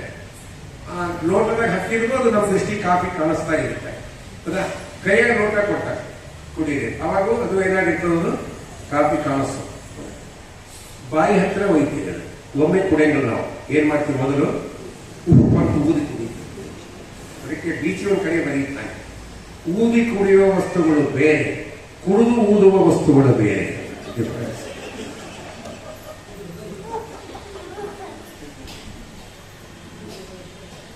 ಇದು ಊದಿ ಕುಡಿಯುವ ವಸ್ತುಗಳು. ಹೌದಾ, ಉಪ್ಪಂತ ಉತ್ತ ಹಾಕಿದ್ದೀವಿ, ಊದಿದ ತಕ್ಷಣ ದೇವರು ಕಾಣಿಸ್ತಾ. ಶಂಖಚಕ್ರಗದ ಪದ್ಮಾಧರ ಚಿಂತ ಹರೇ ದೇವರು ಕಾಣಿಸ್ತಾವ. ಊದಿದ ಕೂಡ ಹಲೋ ಭಕ್ತ ಹವಾರಿ ಫೈನ್ ಅಂತ ಕೇಳಿದ್ರೆ ಕಾಫಿ ಕುಡಿತೀವ ಬಿಡ್ತೀವ. ಜಿರ್ಲಿ ಬಿದ್ದರೆ ಕಾಫಿ ಕುಡಿಯಲ್ಲ, ದೇವರು ಕಾಣಿಸಿದ್ರು ಬಿಡ್ತೀವಿ. ಗಾಬರಿ ಆಗ್ತದೆ. ಮಗಲೇ ಬರ್ತಾರೆ ಕಾಫಿ, ಅಯ್ಯೋ ದೇವರು ಕಂಡ ಅಂತ. ಹೆಂಡತಿ ಕರ್ದ, ಬಾರೆ ಮಾರ್ಕೆಟ್ ಹೋಗೋಣ, ಅವ್ರು ರೆಡಿ ಆಗಿರ್ತೀರಿ, ನಾಟಕ ಹೋಗೋಣ ಬಾರೆ ಅಂತ ಕೈ ಇಲ್ಲ, ದೇವ್ರು ಕಾಣಿಸ್ತ ಹೆಂಡತಿ ಕೈ, ಹೆಂಡತಿ ಮನೆಯಾಗ ಕರ್ಕೊಂಡು ಹೋಗ್ತೇವೆ ಬಿಡ್ತು. ದೇವ್ರು ಕಂಡುಬಿಡ್ತಾರ ಒಳಗೆ. ಊಟಕ್ಕೆ ಕೂತ್ಕೊಂಡ, ಬೇಡ ನಮ್ಗೂ ಹೇಳ್ತೀವಿ ಉಪ್ಪಿಟ್ಟು ಕೊಟ್ಟ, ಯಾರು ನಮ್ಗೆ ಉಪ್ಪಿಟ್ಟು ಕೊಟ್ಟ, ಉಪ್ಪಿಟ್ಟಲ್ಲೇ ಕಾಣಿಸ್ತಾ ಇದೆ. ಇನ್ನೇನು ತಿನ್ಬೇಕು ಅಂದಾಗ ದೇವ್ರು ಕಂಡುಬಿಟ್ಟ ಉಪ್ಪಿಟ್ಟು ಕೊಡ. ಕಡ್ಲಿಬೇಳೆ ಉದ್ದಿನ ಬಾಡಿ ಎಲ್ಲ ಒಂದೊಂದು ಭಗವಂತನ ರೂಪ. ವರಹ ಮಚ್ಚ ಕೂಮ 22 ಅವತಾರ ಕಂಡು ಉಪ್ಪಿಟ್ಟು ತಿಂತೀವೋ ಬಿಡ್ತೀವೋ. ದೇವರು ಕಾಣಿಸದೆ ಪರಮಾನುಗ್ರಹ ಮಾಡ್ತಾನೆ. ದೇವತೆಗಳು ಹಂಗೆ. ನಾವು ವೈಷ್ಣದೇವ ಮಾಡುವಾಗ ಅಗ್ನಿಯನ್ನು ಆಹ್ವಾನ ಮಾಡ್ತೇವೆ, ಆಹುತಿಗಳನ್ನ ಹಾಕ್ತೇವೆ. ಕೊನೆಗೆ ಇದು ನೈವೇದ್ಯ ಅಂತ ಅಗ್ನಿ ಸಮರ್ಪಣೆ, ಅಗ್ನಿ ಪ್ರಾರ್ಥನೆ ಮಾಡ್ತೇವೆ. ದೇವರು ನಮ್ಗೇನು ಕಾಣಿಸಂಗಿಲ್ಲ, ಏನು ಕಾಣಿಸಿಲ್ಲ. ದೇವತೆಗಳಾಗಲಿ ದೇವರಾಗಲಿ ಕಾಣಿಸದೆ ಅವ್ಯಕ್ತವಾಗಿದ್ದುಕೊಂಡು ನಮಗೆ ಅನುಗ್ರಹವನ್ನ ಮಾಡ್ತಾರೆ. ಯಾಕೆ ಬಂದ ಇಷ್ಟೆಲ್ಲ ಅಂದ್ರೆ, ವಾಯುದೇವರು ದೇವರಿದ್ದಾರೆ, ವಾಯುದೇವರು ಹೊರಗೆ ಹೋಗ್ತಾರೆ, ಇದ್ರೆ ಇದ್ದಾರೆ. ಮತ್ತು ದೇವರು ಸರ್ವತ್ರದಲ್ಲಿ ವ್ಯಾಪ್ತ ಅಂತ ಹೇಳಿದ್ದಾರೆ ಶಾಸ್ತ್ರದಲ್ಲಿ. ಅನುರೈನು ತ್ರಿಕಾಷ್ಟ ಪರಿಪೂರ್ಣ ಗೋವಿಂದ. ದೇವರಿಲ್ಲದ ಸ್ಥಳವೇ ಇಲ್ಲ, ಎಲ್ಲ ಕಡೆ ದೇವರು ವ್ಯಾಪ್ತರಾಗಿದ್ದಾರೆ. ಹಾಗಾದ್ರೆ ಮೃತವಾದ ಶರೀರದಲ್ಲಿ ದೇವರಿರ್ತಾನೆ, ಇದೆಷ್ಟು ಪ್ರಶ್ನೆ. ದೇಹದಲ್ಲಿ ವಾಯುದೇವರು ಇಲ್ಲ, ದೇವರು ಇಲ್ಲ. ಈ ಮೊದಲನೇ ವಾಕ್ಯಗಳು ಇಟ್ಕೊಂಡು ಇದ್ದಾರೆ. ಹೌದಾ? ಮತ್ತು ದೇಹದಲ್ಲಿ ವಾಯುದೇವರಿಲ್ಲ, ದೇವರಿಲ್ಲ. ಅವರ ಶರೀರ ಇದೆ, ಕೇವಲ ಶರೀರ. ಅದರಲ್ಲಿ ದೇವರು ಇರ್ತಾನೆ ಇಲ್ಲ.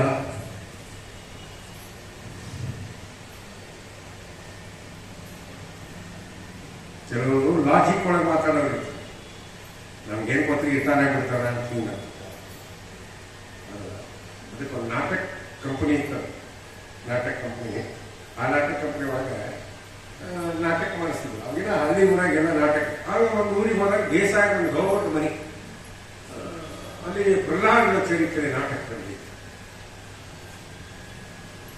ಅದು ಆ ದೇಸಾಯಿ ಇದ್ದಲ್ಲ, ಅವನಿಗೆ ಹಿರಣ್ಯಕಶಿಪು ಪಾತ್ರ ಮಾಡ್ತಕ್ಕಂಥ ಸಂದರ್ಭ ಬಂತು. ಮಾಡಿದಾಗ ಏನಾಯ್ತು, ಪ್ರಶ್ನೆ ಕೇಳಬೇಕಾಯ್ತು. ಯಾರಿಗೆ? ಪ್ರಹ್ಲಾದ. ನಿನ್ ದೇವರು ಎಲ್ಲಿದ್ದಾನೆ? ಆ ಕ್ರಮದಲ್ಲಿದ್ದಾನ, ಈ ಕ್ರಮದಲ್ಲಿದ್ದಾನ, ಈ ಕ್ರಮದಲ್ಲಿ ಕೇಳ್ತಾರೆ. ಪ್ರಹ್ಲಾದ ಅವರ ತಡಿ ಕೆಟ್ಬಿಟ್ಟಿತ್ತು. ದಿನ ಕೇಳಿದ್ದು ಹೊಸಾದ ಹಿರಣ್ಯಕಶಿಪು ಆಗಿದ್ದಾರೆ ಪಾತ್ರ.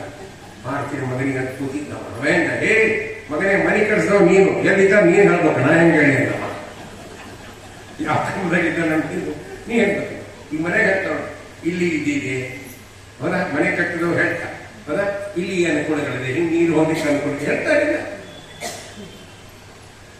ಹಾಗಾದರೆ ದೇವರು ಆ ದೇಹದಲ್ಲಿ ಇರ್ತಾರಲ್ಲ, ಅಷ್ಟೇ. ದೇಹದಲ್ಲಿ ದೇವರಿಲ್ಲ ಅಂದ್ರೆ ಅಣುರೇನು ತೃಣಕಾಷ್ಟ ಪರಿಪೂರ್ಣ ಗೋವಿಂದ ಅನ್ನುವ ವಿಚಾರಕ್ಕೆ ಧಕ್ಕೆ ಬರುತ್ತೆ. ಹೌದಾ? ದೇವರಿದ್ದಾನೆ ಅಂತ ಹೇಳ್ತೀರಾ, ಮತ್ ನೀವು ವಾಯುದೇವರ ಬಗ್ಗೆ ಹೇಳಿದಾಗ ಹೇಳೇನು? ಹರಿತಾ ಮೇಲೆ ಆವಾತನು ದೇಹವಿದೆ, ಹರಿತಾಗಿರುವ ಆವಾತನ ತೊಳೆಗೆ ಹರಿತಾ ತೊಲಗುವ ಅಂತ ಹೇಳಿದ್ದೀರಿ. ಇದೇನೇ ಕೂಡಿಸೋದು? ಅದಕ್ಕೆ ಬೃಹದಾರಣ್ಯಕ ಉಪನಿಷತ್ ಈಗ ದೇವರು ವಾಯುದೇವರು ಜಡವಾದ ಪದಾರ್ಥದಲ್ಲೂ ಇರ್ತಾರೆ. ಎಲ್ಲಿರ್ತಾರೆ? ಜಡವಾದ ಪದಾರ್ಥದಲ್ಲೂ ಇರ್ತಾರೆ. ಚೇತನರಾಗಿರ್ತಕ್ಕಂಥ ಜೀವನಲ್ಲೂ ಇರ್ತಾರೆ. ಆದರೆ ಚೇತನರು ಅಂತ ಏನಿದ್ದಾರಲ್ಲ, ಜೀವರಲ್ಲಿ ವ್ಯಾಪಾರ ನಡೆಯುವುದು ವಾಯುದೇವರ ದ್ವಾರ. ದೇವರು ಮಾಡಿಸ ವಾಯುದೇವರ ದ್ವಾರ ಚೇತನರಲ್ಲಿ ಎಲ್ಲ ವ್ಯಾಪಾರ ನಡೀತಾರೆ. ಜಡದಲ್ಲಿ ವಾಯುದೇವರು ಇಲ್ವೋ? ಇದ್ದಾರೆ. ಮತ್ತೆ ಪರಮಾತ್ಮ ಇಲ್ವೋ? ಇದ್ದಾರೆ. ಆದರೆ ಜಡದಲ್ಲಿ ವ್ಯಾಪಾರಗಳಿಲ್ಲ. ಚೇತನದಲ್ಲಿ ಮಾತ್ರ ವಾಯುದೇವರ ವ್ಯಾಪಾರ, ವಾಯುದೇವರ ದ್ವಾರ ವ್ಯಾಪಾರ ನಡೆಸ್ತಾರೆ ಸ್ವಾಮಿ. ಜಡವಾದ ವಸ್ತುಗಳಲ್ಲಿ ವಾಯುದೇವರ ದ್ವಾರ ಯಾವುದೂ ಚೇತನ ವ್ಯಾಪಾರ ಇಲ್ಲ. ಜಡವಾದ ವಸ್ತು ಒಂದು ವೇಳೆ ಏನಾದರೂ ಜಡವಾದ ವಸ್ತುವಿನಲ್ಲೂ ದೇವರ ವ್ಯಾಪಾರ ಇಟ್ಟಿದ್ರೆ ನಮ್ಮ ಗತಿ ಏನು? ಹೌದಾ? ಇಲ್ಲಿ ಮಣಿ ಹಾಕಿ ಕೂಡಿಸಿರ್ತಾರೆ, ಪ್ರವಚನ ಕೂಡಿಸಿರ್ತಾರೆ, ಅರ್ಧ ಪ್ರವಚನ ಆಗ್ತದೆ. ಇದ್ದಕ್ಕಿದ್ದಾಗ ಮಣಿ ವ್ಯಾಸಪೀಠ ಮೇಲೆ ಎತ್ಕೊಳ್ತಾರೆ. ಮೈಕ್ ಸಮಯ ಅಯ್ಯೋ ಗುರಾಗಾಸ ಹೊಟ್ಟು ಹೊಟ್ಟರು ಹೊಟ್ಟರು ಹೋಗ್ಬಿಟ್ರಿ ಅಂತಾನೆ. ಇದ್ದಕ್ಕಿದ್ದೀವಿ ಮೈಕ್ ಬಂದು ಬಾಯಿ ಹೊಡೆಯಲಿಕ್ಕೆ ಶುರು ಮಾಡಿದ್ರೆ ಏನ್ ಪ್ರವಚನ ಮಾಡ್ತಾರೆ? ಅಲ್ಲಿ ಹೋಗ್ತಾವ ಆಕೆ.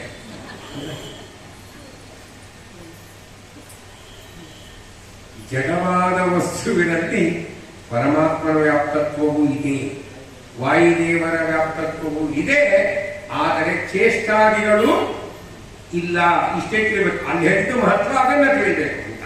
ಅದಕ್ಕೆ ಪರಿಸರ ನೀರೇ ಹರಿತಾನಿರುವ ವಾಯುದೇವರೇ ನೀವಿದ್ದರೆ ದೇವರಿರ್ತಾರೆ ಅಂದ್ರೇನು? ಚೇತನ ಇರುವವರೆಗೆ ನೀವು ಇರ್ತೀರಿ, ಪರಮಾತ್ಮ ಇರ್ತಾನೆ. ಚೇತನರಲ್ಲಿ ವ್ಯಾಪಾರಗಳನ್ನ ಮಾಡಿಸ್ತಾನೆ ವಾಯುದೇವರ ದ್ವಾರ. ಹರಿತ ತೊಲಗೆ ನೀವು ಹೋಗ್ಬಿಟ್ರೆ ದೇವರು ಹೋಗ್ತಾನೆ ಅಂದ್ರೆ ಅವಾಗ ಆ ಶರೀರ ಜಡ ಅಂತ ಕಲಿಸಿಕೊಳ್ತದೆ. ಜಡದಲ್ಲಿ ವ್ಯಾಪಾರಾದಿಗಳು ಇಲ್ಲ. ಈ ಒಂದು ದೇಹದಿಂದ ಒಂದು ವ್ಯಕ್ತಿ ಹೋದ ಅಂದ್ರೆ ಆ ದೇಹ 3 hours ವರೆಗೆ ಸ್ವಲ್ಪ ಬಿಸಿ ಇರುತ್ತೆ, ದೇಹದಲ್ಲಿ ಇರುತ್ತೆ ಇಲ್ಲ. ಅದಕ್ಕೆ 3 ತಾಸು ಬಿಟ್ಟು ಮುಂದಿನ ಕೆಲಸ ಮಾಡಿ ಅಂತ ಹೇಳಿದ್ದು. ಅಷ್ಟಾಗಿ ಅದು ಕೂಡ್ತಾವ ಅಂತ. ಈಗ ಯಾರು ಕೂಡ ಹೋದ್ಮೇಲೆ ಬರೋದಿಲ್ಲ. ಹಿಂದಿನೆಲ್ಲ ಬರ್ತಿದ್ರು. ಹಿಂದೆ ಕೆಲವು ಬಹಳ ಹಿರಿಯರಿಗೆ ಗೊತ್ತು. ಕೆಲವು ಹೇಳ್ತಿರ್ತಂತೆ, ನಮ್ಮ ಫ್ರೆಂಡ್ ಹಿಂಗೆ ಆಗಿದ್ರು ಹೋಗ್ಬಿಟ್ಟಿದ್ದ, ಇನ್ನೇನು ಎಲ್ಲ ರೆಡಿ ಮಾಡಿದ್ರೆ ಬಂದ್ಬಿಟ್ಟ. ಪರವಾಗಿಲ್ಲ, ರೆಡಿ ಆದ್ಮೇಲೆ ಬಂದಿಲ್ಲ, ರೆಡಿ ಮಾಡಿದ್ರೆ ಬಂದ. ಓಕೆ ಹಂಗೆ. ಹಾಗೆ 3 ತಾಸು ಸ್ವಲ್ಪ ದೇಹ ಬಿಸಿ ಇರ್ತದೆ. ಯಾಕೆ ಇರ್ತದೆ ಅಂದರೆ ವಾಯುದೇವರ ರೂಪಗಳೆಷ್ಟಿದೆ ದೇಹದಲ್ಲಿ, ಕಾರ್ಯ ಮಾಡುವ ರೂಪಗಳೆಷ್ಟು ಅಂದ್ರೆ 10. ಯಾವುದು? ನಮ್ಮ 10 ಇಂದ್ರಿಯಗಳಿದೆ. 10 ಇಂದ್ರಿಯಗಳು 10 ವಾಯುದೇವರ ರೂಪಗಳಿವೆ. ಯಾವುದು ಅಂದ್ರೆ ಪ್ರಾಣ, ಅಪಾನ, ವ್ಯಾನ, ಉದಾನ, ಸಮಾನ. ಇವು 5 ಪ್ರಸಿದ್ಧ. ಮತ್ತೈದವ ನಾಗ, ಕೃಕಲ, ಕೂರ್ಮ, ದೇವದತ್ತ, ಧನಂಜಯ ಅಂತ ಇವು 5 ವಾಯುದೇವರ ರೂಪಗಳು. 10 ವಾಯುದೇವರ ರೂಪಗಳು ನಮ್ಮ ಪಂಚೇಂದ್ರಿಯಗಳಲ್ಲಿ ಮತ್ತು ಜ್ಞಾನೇಂದ್ರಿಯಗಳಲ್ಲಿ ವ್ಯಾಪ್ತವಾಗಿರ್ತಾವೆ. ನಮಗೆ ಎಲ್ಲಾ ವಾಯುದೇವರು ಹೋದರೂ ಕೂಡ ಧನಂಜಯ ಅಂತಕ್ಕಂಥ ವಾಯುದೇವರು 3 ತಾಸು ನಮ್ಮ ದೇಹದಲ್ಲಿ ಇರ್ತಾರೆ. ಅವರು ಇರೋದ್ರಿಂದ ದೇಹ ಸ್ವಲ್ಪ ಬಿಸಿ ಇರುತ್ತೆ ಅಂತ ಉಪನಿಷತ್ತು ಹೇಳಿದೆ. ಇಷ್ಟು ಉಪಕಾರವನ್ನ ವಾಯುದೇವರು ನಮಗೆ ಮಾಡ್ತಾರೆ ಇಲ್ಲ. ಮತ್ತು ಅವರು ಸ್ಮರಣೆ ಮಾಡ್ಬೇಕಾ ಇಲ್ಲ? ನಾವು ಅವಶ್ಯವಾಗಿ ವಾಯುದೇವರು ಮಾಡುವ ಉಪಕಾರವನ್ನ ಸ್ಮರಣೆ ಮಾಡಬೇಕು. ಅದಕ್ಕೆ ಜ್ಞಾನಿಗಳು ಅವೆಲ್ಲ ಮಾತುಗಳನ್ನ ಹೇಳಿದ್ದಾರೆ. ಯಾವ ಮಾತುಗಳನ್ನ?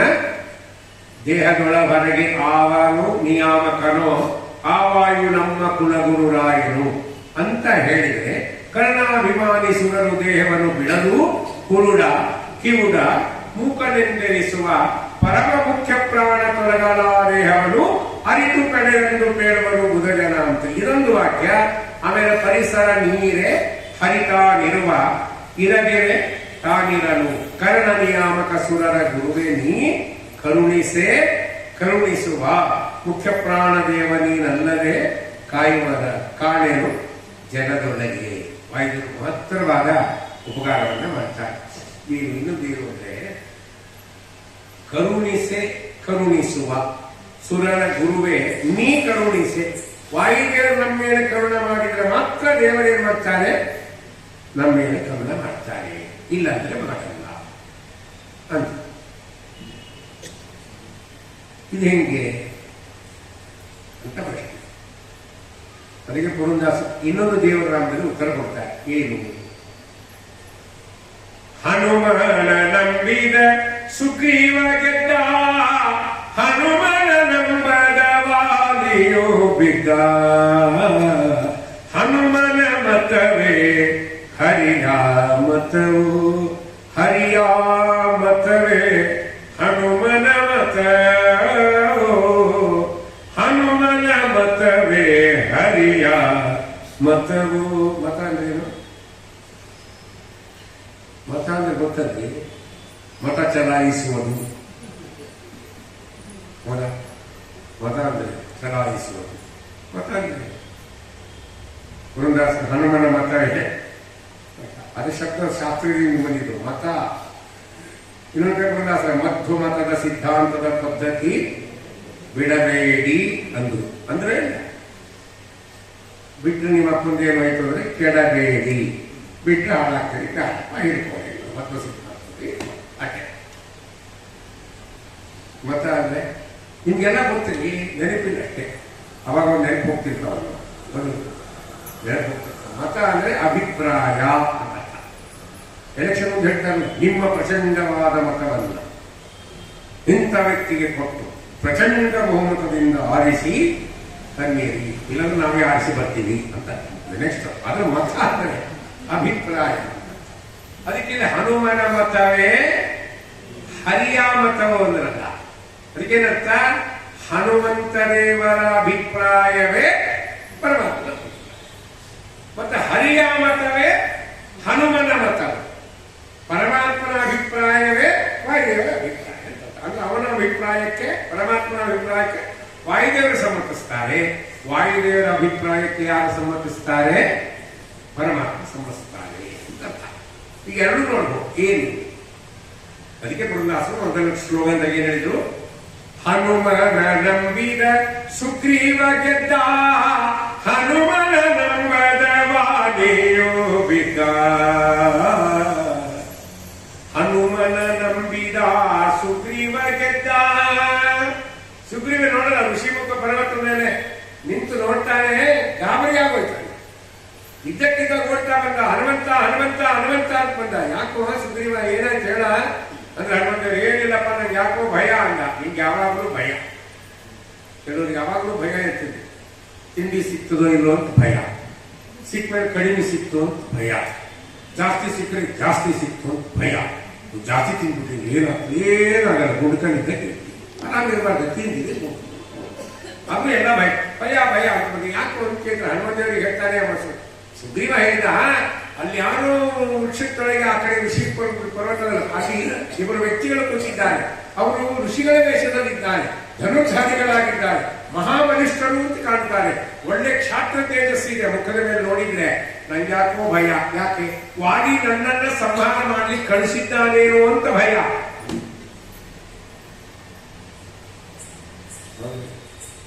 ಕೆಲವು ವಿಷಯ ಭಯ. ಎರಡು ಉಪವಾಸ ಬಂದ್ರೆ ಭಯ. ಮನೆ ಬಂದಿರ್ತಾರೆ, ಎರಡು ಉಪವಾಸ ಬಂದು ಯಾರಿಗೆ ಬಂದ ಅವ್ರು ಮಳೆ ಬಂದಾವೆ ಮೊದಲೇ ಭಯ. ಅದು ನಾವು ಪಂಚಾಂಗ ಬಂದ ಕೂಡ ಮೊದಲು ತೆಗೆದು ನೋಡೋದೇನು, ಎರಡು ನಿಮಗೆ ಗೊತ್ತದ್ರೆ ಮತ್ತೇನೇನು ಹೇಳೋದು, ತೆಗೆದು ಕೂಡ ನೋಡಿ ಎರಡು ಉಪವಾಸ ಎಷ್ಟು, ಗೋಕುಲಾಷ್ಟಮಿ ಪಾರ್ಲಿ ಎಷ್ಟು, ಮೊದಲು ಟಿಪ್ ಮಾಡ್ಬಿಡ್ತೀವಿ. ಪಂಚಾಂಗ ಬಂದು ನೋಡಬಾರ್ದು ಅಂತ ಉಗಾದಿ ದಿವಸ ಪೂಜೆ ಮಾಡಿ ನೋಡ್ಬೇಕು, ಆದ್ರೂ ಮೊದಲು ನೋಡ್ಬೇಕು. ಹೌದಾ? ನಮ್ಮ ಮುಂದೆ ಬರ್ತದಂದ್ರೆ ಭಯ, ಬರ್ತದಂದ್ರೆ ಭಯ. ಮನೆ ವಿಜಯದಾಸರಾಗಿ ಬಂದಾಗ ದಾಸರೇ ಮುಂದೆ ಎರಡು ಉಪವಾಸ ಏನ್ ಮಾಡಿ ಬೇಕಾದ್ರೆ ಮಾಡು, ನಾನು ಸಾಯಿ ನಾಯಿ ನಾನೇನಾಯಿ ನಾವೇನ್ ಮಾಡ್ತೀವಿ, ಬೇಕಾದ್ರೆ ಮಾಡಿ ಸಾಯಿ. ಗುರುಗಳು ಹಾಕಿದ್ದಾರೆ ಪಂಚಾಂಗ, ಮಿಕ್ಕಿದವರು ನೋಡ್ತಾರೆ. ನಮಗೆ ಭಯ. ಅವರು ನಾನೇ ತನಿಖೆ ಸೌಗತ್ಯ ನನಗೆ ಎಷ್ಟೋ ಬಂದಿದ್ರು. ಎಲ್ಲಿ ಹೋದ್ರೆ ಬಂದಿದ್ಯಾ, ಅಲ್ಲಿ ಹೋಗೋಣ, ಅಲ್ಲಿ ಹೋದಾಗ ಇನ್ನೊಂದು ಬಂದಿರ್ತದಲ್ಲ ಅಂತ ಇಷ್ಟು ದೂರ ಹೋಗ್ಬೇಕಲ್ಲ, ಪ್ರಯಾಣ ಬರೋ ಚಿತ್ರ ಕಡೆಯಲ್ಲಿ ಹೋಗ್ಬೇಕು. ಹಂಗೆ ಎಲ್ಲಕ್ಕೂ ಭಯ ಇರ್ತಲ್ಲ, ಭಯ. ಹನುಮಂತ ನಾನು ನೋಡ್ಕೊಂಡ್ಬರ್ತೀನಿ, ಸುಗ್ರೀವ ಹೆದರಬೇಡ ಅಂತ ಹನುಮಂತರು ಹೋಗಿ ನೋಡ್ತಾರೆ. ಒಂದು ಮಹಾನುಭಾವರು ಹೊರಟರು, ಅವನು ಜೀವೋತ್ತಮನು, ಸರ್ವಜ್ಞನಾಗಿರ್ತಕ್ಕಂಥ ಸರ್ವೋತ್ತಮ ಬಂದಿದ್ದಾನೆ ಭಗವಂತ ಅಂತ ಗೊತ್ತು ಆಗಿದೆ ಅವರಿಗೆ. ಅದು ತೋರ್ಪಡಿಸಲ್ಲ, ಅದು ಹೊರಟು ನಾನು ನೋಡ್ಕೊಂಡ್ಬರ್ತೀನಿ, ಭಯ ಪಡಬೇಡ ಇರು ಅಂತ ಹೇಳಿ. ಸರಿ ಅಂತ ಅಲ್ಲಿರ್ತಕ್ಕಂಥ ಆ ಹೂಗಳನ್ನ ತಮ್ಮ ಕೈಯಲ್ಲಿ ಹಿಡ್ಕೊಂಡು ಹನುಮಂತ ದೇವರು ನಿಧಾನವಾಗಿ ಹೆಜ್ಜೆ ಇಟ್ಟ ಆ ರಾಮ ಲಕ್ಷ್ಮಣರಿದ್ದ ಸ್ಥಳಕ್ಕೆ ಹೋಗ್ತಾ ಇದ್ದಾರೆ.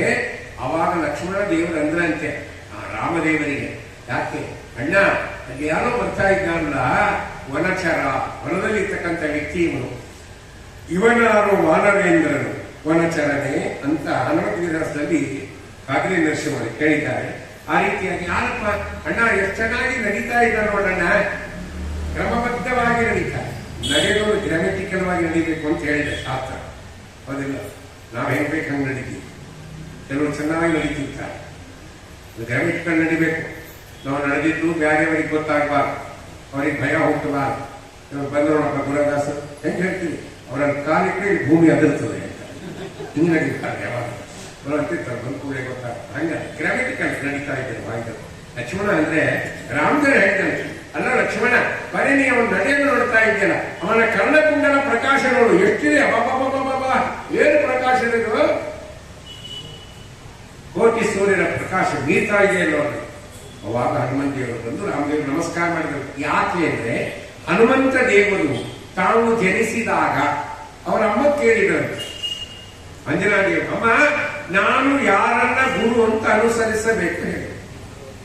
ಅದಕ್ಕೆ ಅವರು ಅಂಜನಾದೇವಿ ಹೇಳಿದ್ದಂತೆ ಅವರ ಅಮ್ಮ, ಯಾರು ನಿನ್ನ ಕರ್ಣಕುಂಡಲದ ಪ್ರಕಾಶವನ್ನ ವರ್ಣನೆ ಮಾಡ್ತಾರಲ್ಲ ಅವನೇ ನಿನ್ ಗುರು ಅಂತ. ಇದು ಹನುಮಂತ ವಿಲಾಸದಲ್ಲಿ ಹೇಳಿದ್ದಾರೆ. ಯಾರು ನಿನ್ನ ಕರ್ಣಕುಂಡಲ ಪ್ರಕಾಶ ಅವನೇ ನಿನ್ನ ಗುರು, ಅವನನ್ನೇ ಅನುಸರಿಸು. ಅದಕ್ಕೆ ಮುಖದಲ್ಲಿ ಕಿಂಚಿತ್ ಅಪಶಬ್ದ ಇವಾಗಿಲ್ಲೆಂದು ರಾಮನನ್ನು ಅನುಕರಿಸಿದ. ಅದಕ್ಕೆ ರಾಮದೇವರು ಕರ್ಣಕುಂಡಲವನ್ನ ತಾವು ಹೊರಡಿದ ತಕ್ಷಣವೇ ಹನುಮಂತ ದೇವರು ಬಂದು ಪರಮಾತ್ಮನ ಪಾದಾರವಿಂದಗಳಿಗೆ ಆ ಪುಷ್ಪಗಳನ್ನು ಸಮರ್ಪಣೆ ಮಾಡಿ ಕೈ ಜೋಡಿಸಿ ಮಾತಾಡ್ತಾರೆ. ಗ್ರಾಮೆಟಿಕಲ್ ಮಿಸ್ಟೇಕ್ಸ್ ಇಲ್ಲ, ಯಾವ್ದು ಎಷ್ಟು ಮಾತಾಡಬೇಕು ಅಂತ ಹೇಳಿದೆ ಅದು ಹಂಗೆ ಮಾತಾಡಬೇಕು. ಅದಕ್ಕೆ ಮುಖದಲ್ಲಿ ಕಿಂಚಿತ್ ಅಪಶಬ್ದ ಇವಾಗಿಲ್ಲೆಂದು ಅಂದು. ನಾವು ಕೆಲವು ಕಡೆ ಮಹಾಪ್ರಾಣ ಬಳಸಲ್ಲಿ ಅಲ್ಪ ಪ್ರಾಣ ಬಳಸಿದ್ದೇವೆ, ಅಲ್ಪ ಪ್ರಾಣ ಬಳಸಲ್ಲಿ ಮಹಾಪ್ರಾಣ ಬಳಸಿದ್ದೇವೆ. ಈ ಅಲ್ಪ ಪ್ರಾಣ ಮಹಾಪ್ರಾಣ ಚೇಂಜ್ ಆಗೋದ್ರ ನಮ್ಮ ಪ್ರಾಣ ಹೋಗೋದಿಲ್ಲ. ಬನ್ನಿ ನಮ್ಮನೆಗೆ ಒಬ್ಬರು ಆಚಾರ ಬರ್ತಿದ್ದಿಂದ ನಾವು ಸಣ್ಣವರಿದ್ದಾಗ ಮನೆಗೆ ಬರ್ತೀವಿ. ಒಂದು ಪುರಾಣ ಹೇಳೋರು ಎಲ್ಲ ದೇಶವಾರಿ ಗ್ರಾಮಗಳು ಅಡ್ಡಾಡ್ತೀವಿ. ನಮ್ಮ ಅಪ್ಪ ಹೇಳಬೇಕು, ತಿರುಮಲ ನೋಡ್ಯಾರ ಮನೆಗೆ ನಮ್ಮ ಕ್ಲಾಸ್ಮೇಟ್ ಬೇರೆ ಅವರು ಒಟ್ಟಿಗೆ ಓದಿದ್ದೇವೆ. ಅವ್ರು ಬರ್ಬೇಕು ಆಚಾರಗಳು. ನಮ್ಮ ಅಪ್ಪ ಹೇಳ್ಕೊಳಪ್ಪ ಆಚಾರ ಬಂದಾಗ ಅವರಿಗೆಲ್ಲ ಮನೆ ಹಾಕಿ ಅನುಕೂಲ ಹಾಕಿ ನಮ್ಮ ಪುರಾಣ ಹೇಳ್ತಾರೆ. ಅವ್ರ ಬರೀ ಮಹಾಪ್ರಾಣಗಳು ಜಾಸ್ತಿ ಇದ್ದವು, ಬರೀ ಮಹಾಪ್ರಾಣಗಳು ಜಾಸ್ತಿ ಬರ್ತೀವಿ. ದೀಪಾಚಾರ ಇವತ್ತು ನಿಮಗೆ ನಾನು ಮಹಾಭಾರತ ಹೇಳ ಅಂದ್ರೆ ಈ ದೀಪ ಅಥವಾ ಭಾಗವತ ಹೇಳ ಈ ದೀಪ. ನಾವು ಸಣ್ಣವರು ಎರಡೂ ದೀಪ ಏನು ಹೇಳ್ತಾರೆ ಮುಗಿಸ್ಕೊಂಡು ನಾವು ಯಾವ ಶಬ್ದಗಳೆಲ್ಲ ಯಾವ ರೀತಿ ಮಾತಾಡಬೇಕು ಅಂತ ಗೊತ್ತಿರಬೇಕು. ಅದು ಗ್ರಾಮೆಟಿಕಲ್ ಮಿಸ್ಟೇಕ್ಸ್ ಆಗ್ತಾ ಅಷ್ಟೇ ಮಾತಾಡ್ತಾ ಅರ್ಥ ಬರಬೇಕು ಅಂತ ಅಷ್ಟು ಕ್ಲಿಯರ್ ಆಗಿ ವಾಯುದೇವರು ಮಾತಾಡಿದ್ದಾರೆ. ಅದಕ್ಕೆ ಮುಖದಲ್ಲಿ ಕಿಂಚಿತ್ ಅಪಶಬ್ದ ಇವಾಗಿಲ್ಲೆಂದು ರಾಮದೇವರಿಗೆ ಚೆನ್ನಾಗಿ ಮಾತಾಡ್ತಾರಪ್ಪ. ಎಷ್ಟು ಗ್ರಾಮೆಟಿಕ್ ಈಗ ನಾವು ಇಂಗ್ಲಿಷ್ ಮಾತಾಡ್ತಾರೆ ಹುಡುಗರು, ಗ್ರಾಮರೇ ಇರಂಗಿಲ್ಲ. ಯಾಕಂದ್ರೆ ನೋಡಿ ಇಂಗ್ಲಿಷ್ ಮೀಡಿಯಂ ಹುಡುಗರಲ್ಲ, ಹುಡುಗರ ಅಪ್ಪಿಗೆ ಗ್ರಾಮರ್ ಕೊಡ್ತಾರೆ. I are talking I take a stick and give the strokes ಅಂತ ಬಡಿಗಿಟ್ಕೊಂಡು ಹೊಲಿತೀವಿ. ಈ ಗ್ರಾಮರ್ ಇದೆ ಏನಿದೆ ಅದು ಅಷ್ಟು ಸುಂದರವಾಗಿ ವಾಯುದೇವರು ಮಾತಾಡಿದರೆ ಪರಮಾತ್ಮ ಇಂದ ಪ್ರಾರ್ಥನೆ ಮಾಡ್ತಾರೆ, ಬನ್ನಿ ಬಾಪ್ರಭು ಅಂತ. ಅವಾಗ ವಾಯುದೇವರು ಪರಮಾತ್ಮನನ್ನ ಬಲೆ ಹೆಗಲ ಮೇಲೆ ಕೂಡಿಸಿಕೊಂಡು ಲಕ್ಷ್ಮಣನನ್ನ ಎಡ ಹೆಗಲ ಮೇಲೆ ಕೂಡಿಸಿಕೊಂಡು ಸುಗ್ರೀವನ ಹತ್ರ ಕರ್ಕೊಂಡು ಬರ್ತಾರೆ. ಇದು ಏನು ಹೇಳುತ್ತೆ ಈ ದೃಶ್ಯ ಅಂದ್ರೆ, ವಾಯುದೇವರು ಬ್ರಹ್ಮಸೂತ್ರ ಮಾತ್ರ ಹೇಳ್ತಾರೆ, ವಾಯುದೇವರು ಜೀವರನ್ನ ಒಂದು ದೇಹದಿಂದ ಇನ್ನೊಂದು ದೇಹಕ್ಕೆ ಕರ್ಕೊಂಡು ಹೋಗುವಾಗ ತಮ್ಮ ಬಲ ಹೆಗಲ ಮೇಲೆ ಪರಮಾತ್ಮನ ಕೂಡಿಸಿಕೊಂಡಿರ್ತಾರಂತೆ. ಲಕ್ಷ್ಮಣ ಅಂದ್ರೆ ಯಾರು? ಶೇಷದೇವರು. ಕರೆಕ್ಟ್, ಶೇಷದೇವರು. ಶೇಷದೇವರು ಎದಕ್ಕೆ ಅಭಿಮಾನಿಗಳು? ಶೇಷದೇವರು ಎದಕ್ಕೆ ಅಭಿಮಾನಿಗಳು? ಜೀವಾಭಿಮಾನಿಗಳು. ಅದಕ್ಕೆ ಲಕ್ಷ್ಮಣ ಯಾರು? ಶೇಷದೇವರು. ಜೀವಕ್ಕೆ ಅಭಿಮಾನಿಗಳು. ಅದಕ್ಕೆ ಎದಕ್ಕೆ ಕೂಡಿಸ್ಕೊಂಡ್ರಂತೆ. ಹಂಗ ವಾಯುದೇವರು ಈ ದೇಹ ಬಿಟ್ಟು ಇನ್ನೊಂದು ದೇಹಕ್ಕೆ ಕರ್ಕೊಂಡು ಹೋಗುವಾಗ ತಮ್ಮ ಬಲ ಭುಜದ ಮೇಲೆ ಪರಮಾತ್ಮನ ಕೂಡಿಸಿಕೊಡ್ತಾರೆ. ಪರಮಾತ್ಮನನ್ನ ಎಡ ಭುಜದಲ್ಲಿ ಜೀವನನ್ನ ಕೂಡಿಸಿಕೊಂಡು ಒಂದು ದೇಹದಿಂದ ಇನ್ನೊಂದು ದೇಹಕ್ಕೆ ಪ್ರವೇಶ ಮಾಡ್ತಾರೆ ಅಂತ ಬ್ರಹ್ಮಸೂತ್ರ ಭಾಷೆಯಲ್ಲಿ ಅದೇ ಸೀನ್ ಅಲ್ಲಿ ಹೇಳಿ ಕರ್ಕೊಂಡು. ಸುಗ್ರೀವನಿಗೆ ಸ್ವಲ್ಪ ಧೈರ್ಯ ಬಂತು. ಯಾಕಂದ್ರೆ ಹನುಮಂತ ಕರ್ಕೊಂಡು ಬರ್ತಾ ಇದ್ದಾಗಂದ್ರೆ ಇವರು ನನ್ನ ವೈರಿಗಳಲ್ಲ, ಧೈರ್ಯ ಬಂತು. ಪರಮಾತ್ಮ ಕೂಡಿಸಿದ್ರು, ಪರಸ್ಪರ ಮಾತಾಯಿತು. ಅವಾಗ ಹನುಮಂತ ದೇವರು ರಾಮನಿಗೆ ಸುಗ್ರೀವನ ಸಖ್ಯ ಮಾಡಿಸಿದ್ರು ಅಂತ ರಾಮಾಯಣ ಹೇಳ್ತದೆ. ಪರಮಾತ್ಮಗೆ ಯಾರು ಸಖ್ಯ ಬೇಕಾಗಿಲ್ಲ, ಪರಮಾತ್ಮನ ಸಖ್ಯ ಸುಗ್ರೀವನಿಗಾಯ್ತು. ಯಾರ ದ್ವಾರ? ಹನುಮಂತ ದೇವರ ದ್ವಾರ. ಆಯ್ತಾ? ಆಮೇಲೆ ಪರಸ್ಪರ ಮಾತಾಡಿ ಅಗ್ನಿ ಸಾಕ್ಷಿಯಾಗಿ ಇಬ್ಬರ ಸ್ನೇಹ ಆಯಿತು. ಹಿಂದೆಲ್ಲ ಅಗ್ನಿ ಸಾಕ್ಷಿಯಾಗಿ ಆಗ್ತಿದ್ದು, ಹೌದಾ? ಈಗ ಅಗ್ನಿ ಸಾಕ್ಷಿ ನೋಡೋರಿದ್ದಾರೆ, ಸಾಕ್ಷಿ ಇಲ್ಲ, ಅಗ್ನಿ ಸಾಕ್ಷಿ ನೋಡ್ತಿದ್ದಾರೆ. ಅದು ಮುಗಿತೇನೆ ಸೀರಿಯಲ್ ಅಲ್ವಾ? ಅಗ್ನಿ ಸಾಕ್ಷಿ. ಬೆಂಗಳೂರಿಗೆ ಒಬ್ಬರು ಅಗ್ನಿ ಸಾಕ್ಷಿ ಸೀರಿಯಲ್ ಮುಗಿತು, ಅವರಮ್ಮ ಘಟಕ ಅವ್ರ ಮಗ ಫೋನ್ ಮಾಡ್ತಾ, ಸರಿ ನಮ್ಮಮ್ಮ ಹೋದ್ರು. ಹೆಂಗೆ ಹೋದ್ರು? ಅಗ್ನಿ ಸಾಕ್ಷಿ ಮುಗಿತು, ಹೋದ್ರು. ಮುಂದೆ ಅಗ್ನಿ ಸಾಕ್ಷಿ ರೆಡಿ ಮಾಡಪ್ಪ, ಬರ್ತೀನಿ. ಅವರ ಅಗ್ನಿ ಸಾಕ್ಷಿಯಾಗಿ ಸಖ್ಯ. ಅಗ್ನಿ ಸಾಕ್ಷಿಗೆ ಸಖ್ಯ ನೀನು ಕೊಟ್ಟು ಮಾತನ್ನು ನಡೆಸಬೇಕು ಅಂತ ಅರ್ಥ. ಸುಗ್ರೀವ ನಮ್ಮ ಅಣ್ಣ ವಾಲಿ ನನಗೆ ಮೋಸ ಮಾಡಿದ್ದಾನೆ, ನನ್ನ ಹೆಂಡತಿಯನ್ನು ಕೂಡ ಅವನೇ ಇಟ್ಕೊಂಡಿದ್ದಾನೆ, ಇದನ್ನ ಮಾತನಾಡಿತು. ಅದಕ್ಕೆ ರಾಮಚಂದ್ರ, ನೀನು ನನ್ನ ರಾಜ್ಯವನ್ನ, ನನ್ನ ಹೆಂಡತಿಯನ್ನು ನನಗೆ ಕೊಡಿಸಿದರೆ ನಿನ್ನ ಹೆಂಡತಿಯನ್ನು ಹುಡುಕ್ಲಿಕ್ಕೆ ನಾನು ಪ್ರಯತ್ನ ಪಡ್ತೇನೆ ಅಂತ ಭಗವಂತ ಆಯಿತು ಅಂತ ಒಪ್ಪಿದ. ಅದಕ್ಕೆ ಸುಗ್ರೀವನಿಗೆ ಹೇಳ್ತಾರೆ. ರಾಯರು ರಾಮಚಾರಿತ್ರ ಮಂದಿರಕ್ಕೆ ಒಂದು ಗ್ರಂಥ ಬರೆದ 11 ಶ್ಲೋಕ. ಇಡೀ ರಾಮಾಯಣದ ಸಾರವನ್ನೆಲ್ಲ ಆ ಶ್ಲೋಕದಲ್ಲಿ ಇಟ್ಟಿದ್ದಾರೆ.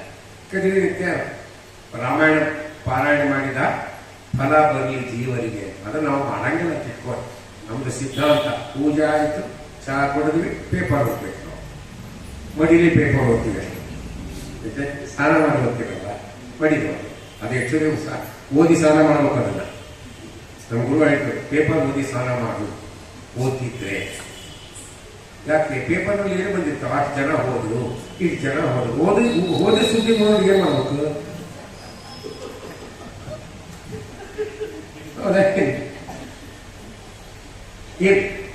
ರಾಮಾಯಣ 11 ಶ್ಲೋಕದಲ್ಲಿ ಮಾಡ್ಯಾರ ಮಂತ್ರಾಲಯ ಪ್ರೋಗ್ರಾಮ್. ಅದ್ರಾಗ ಸುಂದರವಾದ ವಿಚಾರ ಬರೀತಾರೆ. ಈಗ ಫ್ರೆಂಡ್ಶಿಪ್ ಆಗ್ಬೇಕಾದ್ರೆ, ಮದುವೆ ಆಗ್ಬೇಕಾದ್ರೆ ಸಮಾನ ಅಂತಸ್ತಿನಲ್ಲಿ ಆದ್ರೆ ಅದು ಬಹುಕಾಲ ಇರ್ತದೆ ಅಂತ ಹೇಳಿದ್ದಾರೆ. ಮದುವೆ ಸಮಾನ ಅಂತಸ್ತಿನಲ್ಲಿ ಆಗ್ಬೇಕು. ಅವರು ಇಂಜಿನಿಯರ್ ಇರಬೇಕು, ಹುಡುಗಿರು ಇಂಜಿನಿಯರ್ ಇರಬೇಕು. ಇಬ್ರು ಮದುವೆ ಆದ್ರೆ, ಅವ ಇಂಜಿನಿಯರ್ ಇದ್ದ, ಇದೀಗ SLC ಇತ್ತು, ಬಟ್ ಹುಡುಗಿ ಇಂಜಿನಿಯರ್ ಇದ್ದು, ಹುಡುಗ SLC ಇದ್ದ, ಅದು ಸರಿ ಸಮಾನ. ನಮ್ಗೆ ರಾಯರು ವಿಚಾರ ಮಾಡ್ತಾರೆ ರಾಮಚರಿತ್ರ ಮುಂದೆ. ಅಲ್ಲಪ್ಪ, ಪರಮಾತ್ಮನಿಗೂ ರಾಮದೇವರಿಗೂ ಸುಗ್ರೀವನಿಗೆ ಸಖ್ಯ ಆಯ್ತಲ್ಲ, ಯಾವ ಸಮಾನ ಅಂತಸ್ತಿತ್ತು ಅಂತ ಪ್ರಶ್ನೆ ಮಾಡ್ಕೊಂತಾರೆ ರಾಯ. ಅದಕ್ಕೆ ರಾಯಗಳು ಕೊಂಡಾಡ್ಬೇಕ್ರಿ. ಎಂತ ಮಹಾತ್ಮರು ಎಷ್ಟು ಗ್ರಂಥಗಳಲ್ಲಿ ಏನು ಪರಮಾತ್ಮ ವಿಚಾರ ಹೇಳ. ನಾವು ರಾಯರು ಗುರುಗಳು ಅನುಗ್ರಹ ಮಾಡ್ತಾರೆ ವಿಷಯ ಬೇರೆ. ಆದರೆ ಯಾವ ರೀತಿಯಾಗಿ ರಾಯರು ದೊಡ್ಡವರು ಅಂತ ತಿಳಿಬೇಕಲ್ಲ, ಅವರು ಪ್ರಶ್ನೆ ಮಾಡ್ಕೊಳ್ತಾರೆ. ಹೆಂಗೆ ಸಖ್ಯ ಆಯ್ತು? ಇಬ್ಬರಿಗೆ ಏನು ಸಮಾನ ಅಂತಸ್ತಿಲ್ಲ. ಅವನು ಈಶ, ಯಾರು? ರಾಮದೇವರು ಈಶ, ವಾಯುದೇವರು ದಾಸರು, ಇಲ್ಲೂ ಸಂಬಂಧ ಇಲ್ಲ. ಹೌದಾ? ಅವನು ನರ, ಇವನು ವಾನರ, ಸಂಬಂಧ ಇಲ್ಲ. ಏನಾದ್ರು ಸಂಬಂಧ ಇದೆಯಾ? ಸಮಾನ ಅಂತಸ್ತಿಲ್ಲ. ಇವನು ನರ, ಅವನು ವಾನರ, ಆಮೇಲೆ ಇವನು ಈಶ, ಅವನು ದಾಸ, ಇವನು ನಿಯಾಮಕ, ಅವನು ನಿಯಮ್ಯ. ಪರಮಾತ್ಮ ನಿಯಾಮಕ, ವಾಯುದೇವರು ನಿಯಮ್ಯರು ಭಗವಂತನಿಂದ. ಅದನ್ನೇ ಅನುಭಾಷದಲ್ಲಿ ಆಚಾರ್ಯ ಹೇಳ್ತಾರೆ, ಮುಖ್ಯ ಪ್ರಾಣ ವಶೇ ಸರ್ವಂ ಸ ವಿಷ್ಣುರ್ವಶಗ ಸದಾ. ಆಚಾರ್ಯ ಮಾತು. ಇಡೀ ಜಗತ್ತೆಲ್ಲವೂ ವಾಯುದೇವರ ಅಧೀನವಾಗಿದೆ, ಅಂತ ವಾಯುದೇವರು ಭಗವಂತನ ಅಧೀನವಾಗಿದ್ದಾರೆ.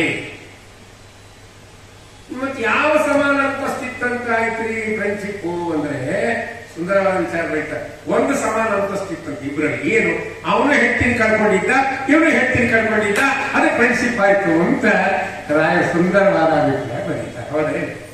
ಕರೆಕ್ಟ್. ಮತ್ತು ಹೆಂಡತಿ ಕಳ್ಕೊಂಡಿಲ್ಲ ರಾಮದೇವರು. ಜಗತ್ತಿಗೆ ನಾಟಕ ಮಾಡಿ ತೋರಿಸ್ತಾ ಇದ್ದಾರೆ ವಿಷಯ. ನೋಡ್ಲಿಕ್ಕೇನು, ಅವನು ಕಳ್ಕೊಂಡಿದ್ದ, ಇವನು ಕಳ್ಕೊಂಡಿದ್ದ, ಹಿಂಗಾಗಿ ಸಮಾನ ಅಂತಸ್ತಾಯ್ತು ಅಂತ. ಅದಕ್ಕೆ ಫ್ರೆಂಡ್ಶಿಪ್ ಆಗುವಾಗ ಸುಗ್ರೀವ ಹೇಳ್ತಾನೆ. ಅದಕ್ಕೆ ರಾಮದೇವರಂದ್ರು ಅವಶ್ಯವಾಗಿ ಆಗಲಪ್ಪ, ನಾನು ಅವಶ್ಯವಾಗಿ ವ್ಯವಸ್ಥೆ ಮಾಡ್ತೇನೆ. ವಾಲಿ ಬಗ್ಗೆ ಎಲ್ಲ ಹೇಳಿದ್ದ. ಯಾರು? ಸುಗ್ರೀವ. ವಾಲಿ ಮಹಾ ಬಲಿಷ್ಠ. ಮತ್ತೆ ಅವ ಎಷ್ಟು ಬಲಿಷ್ಠ ಅಂದ್ರೆ, ಮೊದಲೇ ಮಹಾಬಲಿಷ್ಠ ವಾಲಿ. ಅವು 3 ಹೊತ್ತು ಸಂಧ್ಯಾ ಬಂದರೆ 3 ಸಮುದ್ರ ಮಾಡ್ತಿದ್ದಂತ ವಾಲಿ. ಬೆಳಗಿನ ಸಂಧ್ಯಾವಂದನೆ ಪೂರ್ವ ಸಮುದ್ರದಲ್ಲಿ, ಮಧ್ಯಾಹ್ನ ಸಂಧ್ಯಾವಂದನೆ ಉತ್ತರ ಸಮುದ್ರದಲ್ಲಿ, ಸಾಯಂಕಾಲ ಸಂಧ್ಯಾವಂದನೆ ಪಶ್ಚಿಮ ಸಮುದ್ರದಲ್ಲಿ ಮಾಡ್ತಿದ್ದ. ನಾವು ನಮ್ಮ ಮನೆ ಪೂಜೆ ಮಾಡೋದಿಲ್ಲ, ಮುಂಜಾನೆ ಮಾಡೋದೇ ದೊಡ್ಡ ಉಪಕಾರ ದೇವರಿಗೆ. ಹೌದಿಲ್ಲ? ಹೇಳ್ತಾರೆ ಏನ್ರಿ ನೀವು ಯಜಮಾನ್ ಏನ್ ಮಾಡ್ತಾರಮ್ಮ, ಸಂಜೆ ಮಾಡ್ಲಿಕ್ಕೆ ದಾಸರೆ ಮಾಡ್ಲಿ ಬಿಡಿ, ಎಷ್ಟೊತ್ತು ಮಾಡ್ತಾರೆ. ಆಯ್ತು ಹಿಂಗೆ ಕೂತ್ರು ಅಂದ್ರೆ ಎದ್ದು ಬಿಡ್ತಾರೆ ಬಿಡ, ಬರೀ ನಿಮಗೆ ಬಹಳ ಕೊಡೋದಿಲ್ಲ ಅಂತಿರ್ತಾರೆ. ಹಂಗೆ ನಾವು ಮನೆಗೆ 3 ಹೊತ್ತು ಮಾಡೋದಿಲ್ಲ, ಅದು 1 ಹೊತ್ತು ಮಾಡೋದೇ ಜಾಸ್ತಿ, ಅದು 2 ಹೊತ್ತು ಮಾಡೋದು ಕಡಿಮೆ. ಮನೊಬ್ರು ಪುನಃ ಒಂದು ನಮಸ್ಕಾರ ಮಾಡಿಸಿದ್ರೆ ದಾಸರಿ ಆಶೀರ್ವಾದ ಮಾಡ್ತೀನಿ, ಸಂಧ್ಯಾನ ಮಾಡ್ತಾ ಇದ್ದೇನೆ ಅಲ್ಲ, ಎಷ್ಟೊತ್ತು ಮಾಡ್ತೀನಿ, ಒಪ್ಪತ್ತಿಗೆ ಮಾಡ್ತೀನಿ ನಾನು ಅಂದ್ರೆ ನೀವು ಊಟ ಎಷ್ಟೊತ್ತು ಮಾಡ್ತೀನಿ, ಎಷ್ಟು ಸರಿ ಮಾಡ್ತೀನಿ, 2 ಸಂಧ್ಯಾನ ಮಾಡಿ. ಟಿಫನ್ ಮಾಡಿದ್ರೆ ಅದಕ್ಕೊಂದು ಸಂಧ್ಯಾನ, ಅದಕ್ಕೆ ಸಂಧ್ಯಾನ ಎಷ್ಟು 3 ಸತಿ, ಬೆಳಿಗ್ಗೆ ಮಧ್ಯಾಹ್ನ ಸಾಯಂಕಾಲ. ಅವ್ರು 2 ಹೊತ್ತು ಊಟ 2 ಸಂಧ್ಯಾನ. ಹಂಗೆ ಸಂಧ್ಯಾನ ಹೋಗ್ತಿದ್ರು ಯಾರು, ವಾಲಿ. ಅವನ ಬಲದ ಬಗ್ಗೆ ಹೇಳುವಾಗ ರಾವಣ ತಪಸ್ಸು ಮಾಡಿದ, ಬ್ರಹ್ಮದೇವರು ತಪಸ್ಸು ಮಾಡಿ ವರ ಪಡೆದು ಬಂದ ಕೂಡ ಎಲ್ಲಾರನ್ನೂ ಕೆಣಕ್ತಿದ್ದ ಬಲಿಷ್ಠರನ್ನ. ಯಾರು, ರಾವಣ. ಅವಂದ್ರೆ ವಾಲಿ ಹಿಡ್ಕೋಬೇಕು, ಅವನು ಕೆಣಕ್ಬೇಕು ಅಂತ ಬಂದ. ವಾಲಿ ಅವಾಗ ಏನ್ ಮಾಡಿದ್ದ ಅಂದ್ರೆ ಉತ್ತರ ಸಮುದ್ರದಲ್ಲಿ ಮಧ್ಯಾಹ್ನ ಸಂಧ್ಯಾನ ಮಾಡ್ತಿದ್ದಂತೆ. ಇವ ಸಮುದ್ರವಾಗಿ ಈಸ್ಕೊಂಡು ಬಂದ ರಾವಣ, ಗೊತ್ತಾಗಬಾರ್ದು ಹಿಂದಿಂದ ಹೋಗಿ ಅಟ್ಯಾಕ್ ಮಾಡ್ಬೇಕು ಅಂತ. ಸುಮ್ಮನೆ ಹಿಂಗ್ ಬಂದ್ ಕೂಡ ಹಿಂಗ್ ಹಿಡ್ಕೊಂಡ ವಾಲಿ, ಹಿಡ್ಕೊಂಡು ಅರ್ಘ್ಯ ಪ್ರದಾನ ಕೊಡಬೇಕು, ಹಿಂಗ್ ಹಿಡ್ಕೊಂಡೆ ಅರ್ಘ್ಯ ಕೊಟ್ಟ. ಗಾಯತ್ರಿ ಜಪ ಮಾಡಿದ, ಹಿಂಗೆ ಹೇಳ್ಕೊಂಡು ಬಂದ. ಬೆಕ್ಕಿನ ಮರಿ ತಂದವಲ್ಲ ರಾವಣ ತಂದು ತನ್ನ ಮಗನಾಗಿರ್ತಕ್ಕಂಥ ಅಂಗದ ತೊಟ್ಟಿಲಿತ್ತಲ್ಲ, ತೊಟ್ಟಿಲಿಗೆ ಗುಬ್ಬಿ ಚಟ್ಟು ಅಂತ ಕಟ್ತಿದ್ರು ಹಿಂದಕ್ಕೆ. ಹಿರಿಯರಿಗೆ ಗೊತ್ತು ಗುಬ್ಬಿ ಚಟ್ಟು ಅಂತ, ಅಂದ್ರೆ ಮಗುಗನ್ನು ಇಲ್ಲ ಡಿಸೈನ್ ಬಟ್ಟೆ ಹಾಕಿ ಗುಬ್ಬಿ ಅಂತ ಮಾಡಿ 10 ಗಿಡಾಗ ಈಗ ಅದು ಮಗು ಅದನ್ನು ನೋಡ್ಕೊಂಡು ಆಟ ಆಡಲಿ ಅಂತ ಗುಬ್ಬಿ ಚಟ್ಟು. ಈಗೆಲ್ಲ ಹೋಗ್ಯವ್ರಿಗೆ ಹೋಗಿದ್ರು ಮೊಬೈಲ್, ಸಣ್ಣ ಮಗುಗೂ ಮೊಬೈಲು, ಊಟ ಮಾಡೋ ಮುಂದೆ ಮೊಬೈಲು, ಊಟ ಮಾಡುವಾಗ ಮೊಬೈಲು. ತಾಯಿ ಏನ್ ತಿಂತಾರೆ ನೀವು, ಸಾಕಾಗಿದೆ, ಎಷ್ಟು ತಿಂತಾರೆ ಗೊತ್ತೇ ಆಗದೆ ನೋಡಿ, ಮೊಬೈಲ್ ನೋಡ್ಕೊಂಡು ಕೂತ್ಬಿಟ್ಟಿದ್ದು ಕೂತ್ಕೊಂಡು ಬರ್ತಾ ಇದ್ದೀವಿ ಬಾಯ. ಈಗ ಗುಬ್ಬಿ ಚಟ್ಟು ಕಟ್ಟಿದ್ದಂತೆ ಯಾರನ್ನ, ರಾವಣನನ್ನ 10 ತಳಿ ಹುಳ ಇದು 20 ಕೈವ ನೋಡ್ಕೊಂಡು ಆಟ. ಅಷ್ಟು ಮಹಾಬಲಿಷ್ಠ ಯಾರು, ವಾಲಿ ಮಾನವ. ಅದಕ್ಕೆ ಹೇಳ್ತಾರೆ ಅಷ್ಟು ಮಹಾಬಲಿಷ್ಠ. ಮತ್ತಷ್ಟೇ ಅಲ್ಲ, ಯಾರಾದ್ರೂ ಅವನ ಎದುರು ಯುದ್ಧಕ್ಕೆ ನಿಂತರೆ ಅವರ ಅರ್ಥವನ್ನ ನಮ್ಮ ಮನೆಗೆ ಬರ್ತಾರೆ. ಮೊದಲೇ ಮಹಾಬಲಿಷ್ಠ, ಅವರ ಅರ್ಥ ವರ ಇವರಿಗೆ ಟ್ರಾನ್ಸ್ಫರ್ ಆಗುತ್ತೆ. ಇದೊಂದು ವರ ಬೇರೆ ಇದೆ. ಅಷ್ಟು ಮಹಾಬಲಿಷ್ಠ ನಮ್ಮಣ್ಣ. ಅದಕ್ಕೆ ನೀನು ರಾಮಚಂದ್ರ ಅವನಿಗೆ ಗೆಲ್ಲೋದು ಕಷ್ಟ, ಅದಕ್ಕೆ ನೀನು ತಳ್ಳಿಗಿದ್ದಿ, 2 ಉಪವಾಸ ಮಾಡಿ ಹಿಂಗಿದ್ದಿ, ನನಗೇನೋ ಡೌಟು ಅಂತ. ಅದಕ್ಕೆ ರಾಮದೇವರಿಗೆ 2 ಟೆಸ್ಟ್ ಇಟ್ಟ. ಯಾರು, ಸುಗ್ರೀವ. ಮೊದಲನೇ ಟೆಸ್ಟ್ ಏನು, ಆ ದುಂದುಲಿ ರಾಕ್ಷಸನ ಶರೀರವನ್ನು ದೂರಕ್ಕೆ ಎಸೆಯಂತ ಲೀಲಾಚಾರ ಮಾಡಿಸಿದ ದೇವರು. ಅದಕ್ಕೂ ಡೌಟ್, ಯಾವಾಗ ಎಂದು ಹೋಗಿದ್ದು ಶರೀರ, ಒಳಗೆ ಸ್ಟ್ರೆಂತೇ ಎಲ್ಲ ಹೋಯಿತು. ಅದಕ್ಕೆ ಇನ್ನೊಂದು ಟೆಸ್ಟ್ ಇತ್ತ. ಏನು, 7 ತಾಳೆ ವೃಕ್ಷಗಳಿದ್ದುವಲ್ಲ, ಅವು ಹಿಂಗ ಚಕ್ರಾಕಾರವಾಗಿದ್ದು, ಅದು ಒಂದೇ ಬಾಣದಿಂದ ಛೇದಿಸ್ಬೇಕು ನೀನು. ಯಾಕೆ ಆ ಟೆಸ್ಟ್ ಇಟ್ಟ ಸುಗ್ರೀವ ಅಂದ್ರೆ, ಅಷ್ಟು ಬಲಿಷ್ಠನಾಗಿರ್ತಕ್ಕಂಥ ವಾಲಿ ಈ ವೃಕ್ಷವನ್ನ ಅಡಗಾಡ್ಸಲಿಕ್ಕೆ ಆಗ್ತಿದ್ದಿಲ್ಲ ಅಂತವನು. ಒಂದು ವೃಕ್ಷವನ್ನ ಅದ್ರಾಗ ಒಂದು ಎಲೆ ಮಾತ್ರ ಅಡಗಾಡ್ತಿದ್ದಂತೆ. ಅಂದ್ರೆ ಆ ವೃಕ್ಷ ರೂಪದಲ್ಲಿದ್ದ ದೈತ್ಯರು ವಾಲಿಗಿಂತ ಬಲಿಷ್ಠ. ಇದು ಸುಗ್ರೀವನಿಗೆ ಗೊತ್ತಿತ್ತ. ಇದನ್ನ ಒಂದೇ ಬಾಣದಿಂದ ಹೊಡಿಬೇಕು, ಏನೋ ಸ್ಟ್ರೇಟ್ ಆಗಿದ್ರೆ ಹೊಡೆದ್ಬಿಡು. ಹಿಂಗಾದ್ರೂ ಇನ್ನೊಂದು ಹಿಂಗ್ ಚಕ್ರಾಕಾರ ಹೆಂಗ್ ಹೊಡಿವಿ ಸಾಕು, ಹೊಡಿಬೇಕು ಆಯ್ತು ಅಂತ ಈ 2 ಟೆಸ್ಟ್ ಅನ್ನು ಇರ್ತಾರಲ್ಲ, 2 ಟೆಸ್ಟ್ ಒಳಗೆ ರಾಮದೇವ್ರ ಪಾಸ. ರಾಮದೇವ್ರ ಪಾಸ ಸರ್ವಜ್ಞಾನ, ಸರ್ವಶಕ್ತ ದೇವರು, ಸರ್ವಾಧಾರ, ಸರ್ವಾಶ್ರಯ, ಸರ್ವೋತ್ಪಾದಕ, ಸರ್ವಪಾಲಕ ಅಂತ ರಾಯರು ಪರಮಾತ್ಮ ಕೊಂಡಾಡಿದ್ದಾರಲ್ಲ. ಹಂಗೆ ದೇವರೊಟ್ಟು ಆಯ್ತು ಸಮಾಧಾನ. ಈಗ ಹೇಳಪ್ಪ ಏನ್ ಮಾಡಿ. ಅದಕ್ಕೆ ಪರಮಾತ್ಮ ಹೇಳ್ತಾನೆ, ನೋಡಪ್ಪ ಸುಗ್ರೀವ, ನಾಳೆ ನಿಮ್ಮ ಅಣ್ಣನ ಯುದ್ಧಕ್ಕೆ ಹೌದಾ, ಅವನ ಜೊತೆ ಯುದ್ಧ ಮಾಡಿ, ನಾನು ಎದುರು ಬರಲ್ಲ, ಮರಿಗೆ ನಿಂತು ಮಾಡಿ ಹೊಡಿತೇನೆ, ನೀನು ಯೋಚನೆ ಮಾಡ ಯುದ್ಧಕ್ಕೆ ಅಂತ ಹೇಳಿದ. ಯಾರು, ರಾಮಚಂದ್ರ ಪ್ರಭು. ಮುಂದೇನಾಯ್ತು ಅನ್ನೋದನ್ನ ನಾಳೆ ತಿಳಿಸ್ಕೊಳ್ಳೋಣ. ಶ್ರೀ ಗುರು ಮಧ್ವೇಶ ಪ್ರವಾಸ 10 ನಿಮಿಷ ತಡವಾಗಿ ಶುರು ಆಯಿತು. 10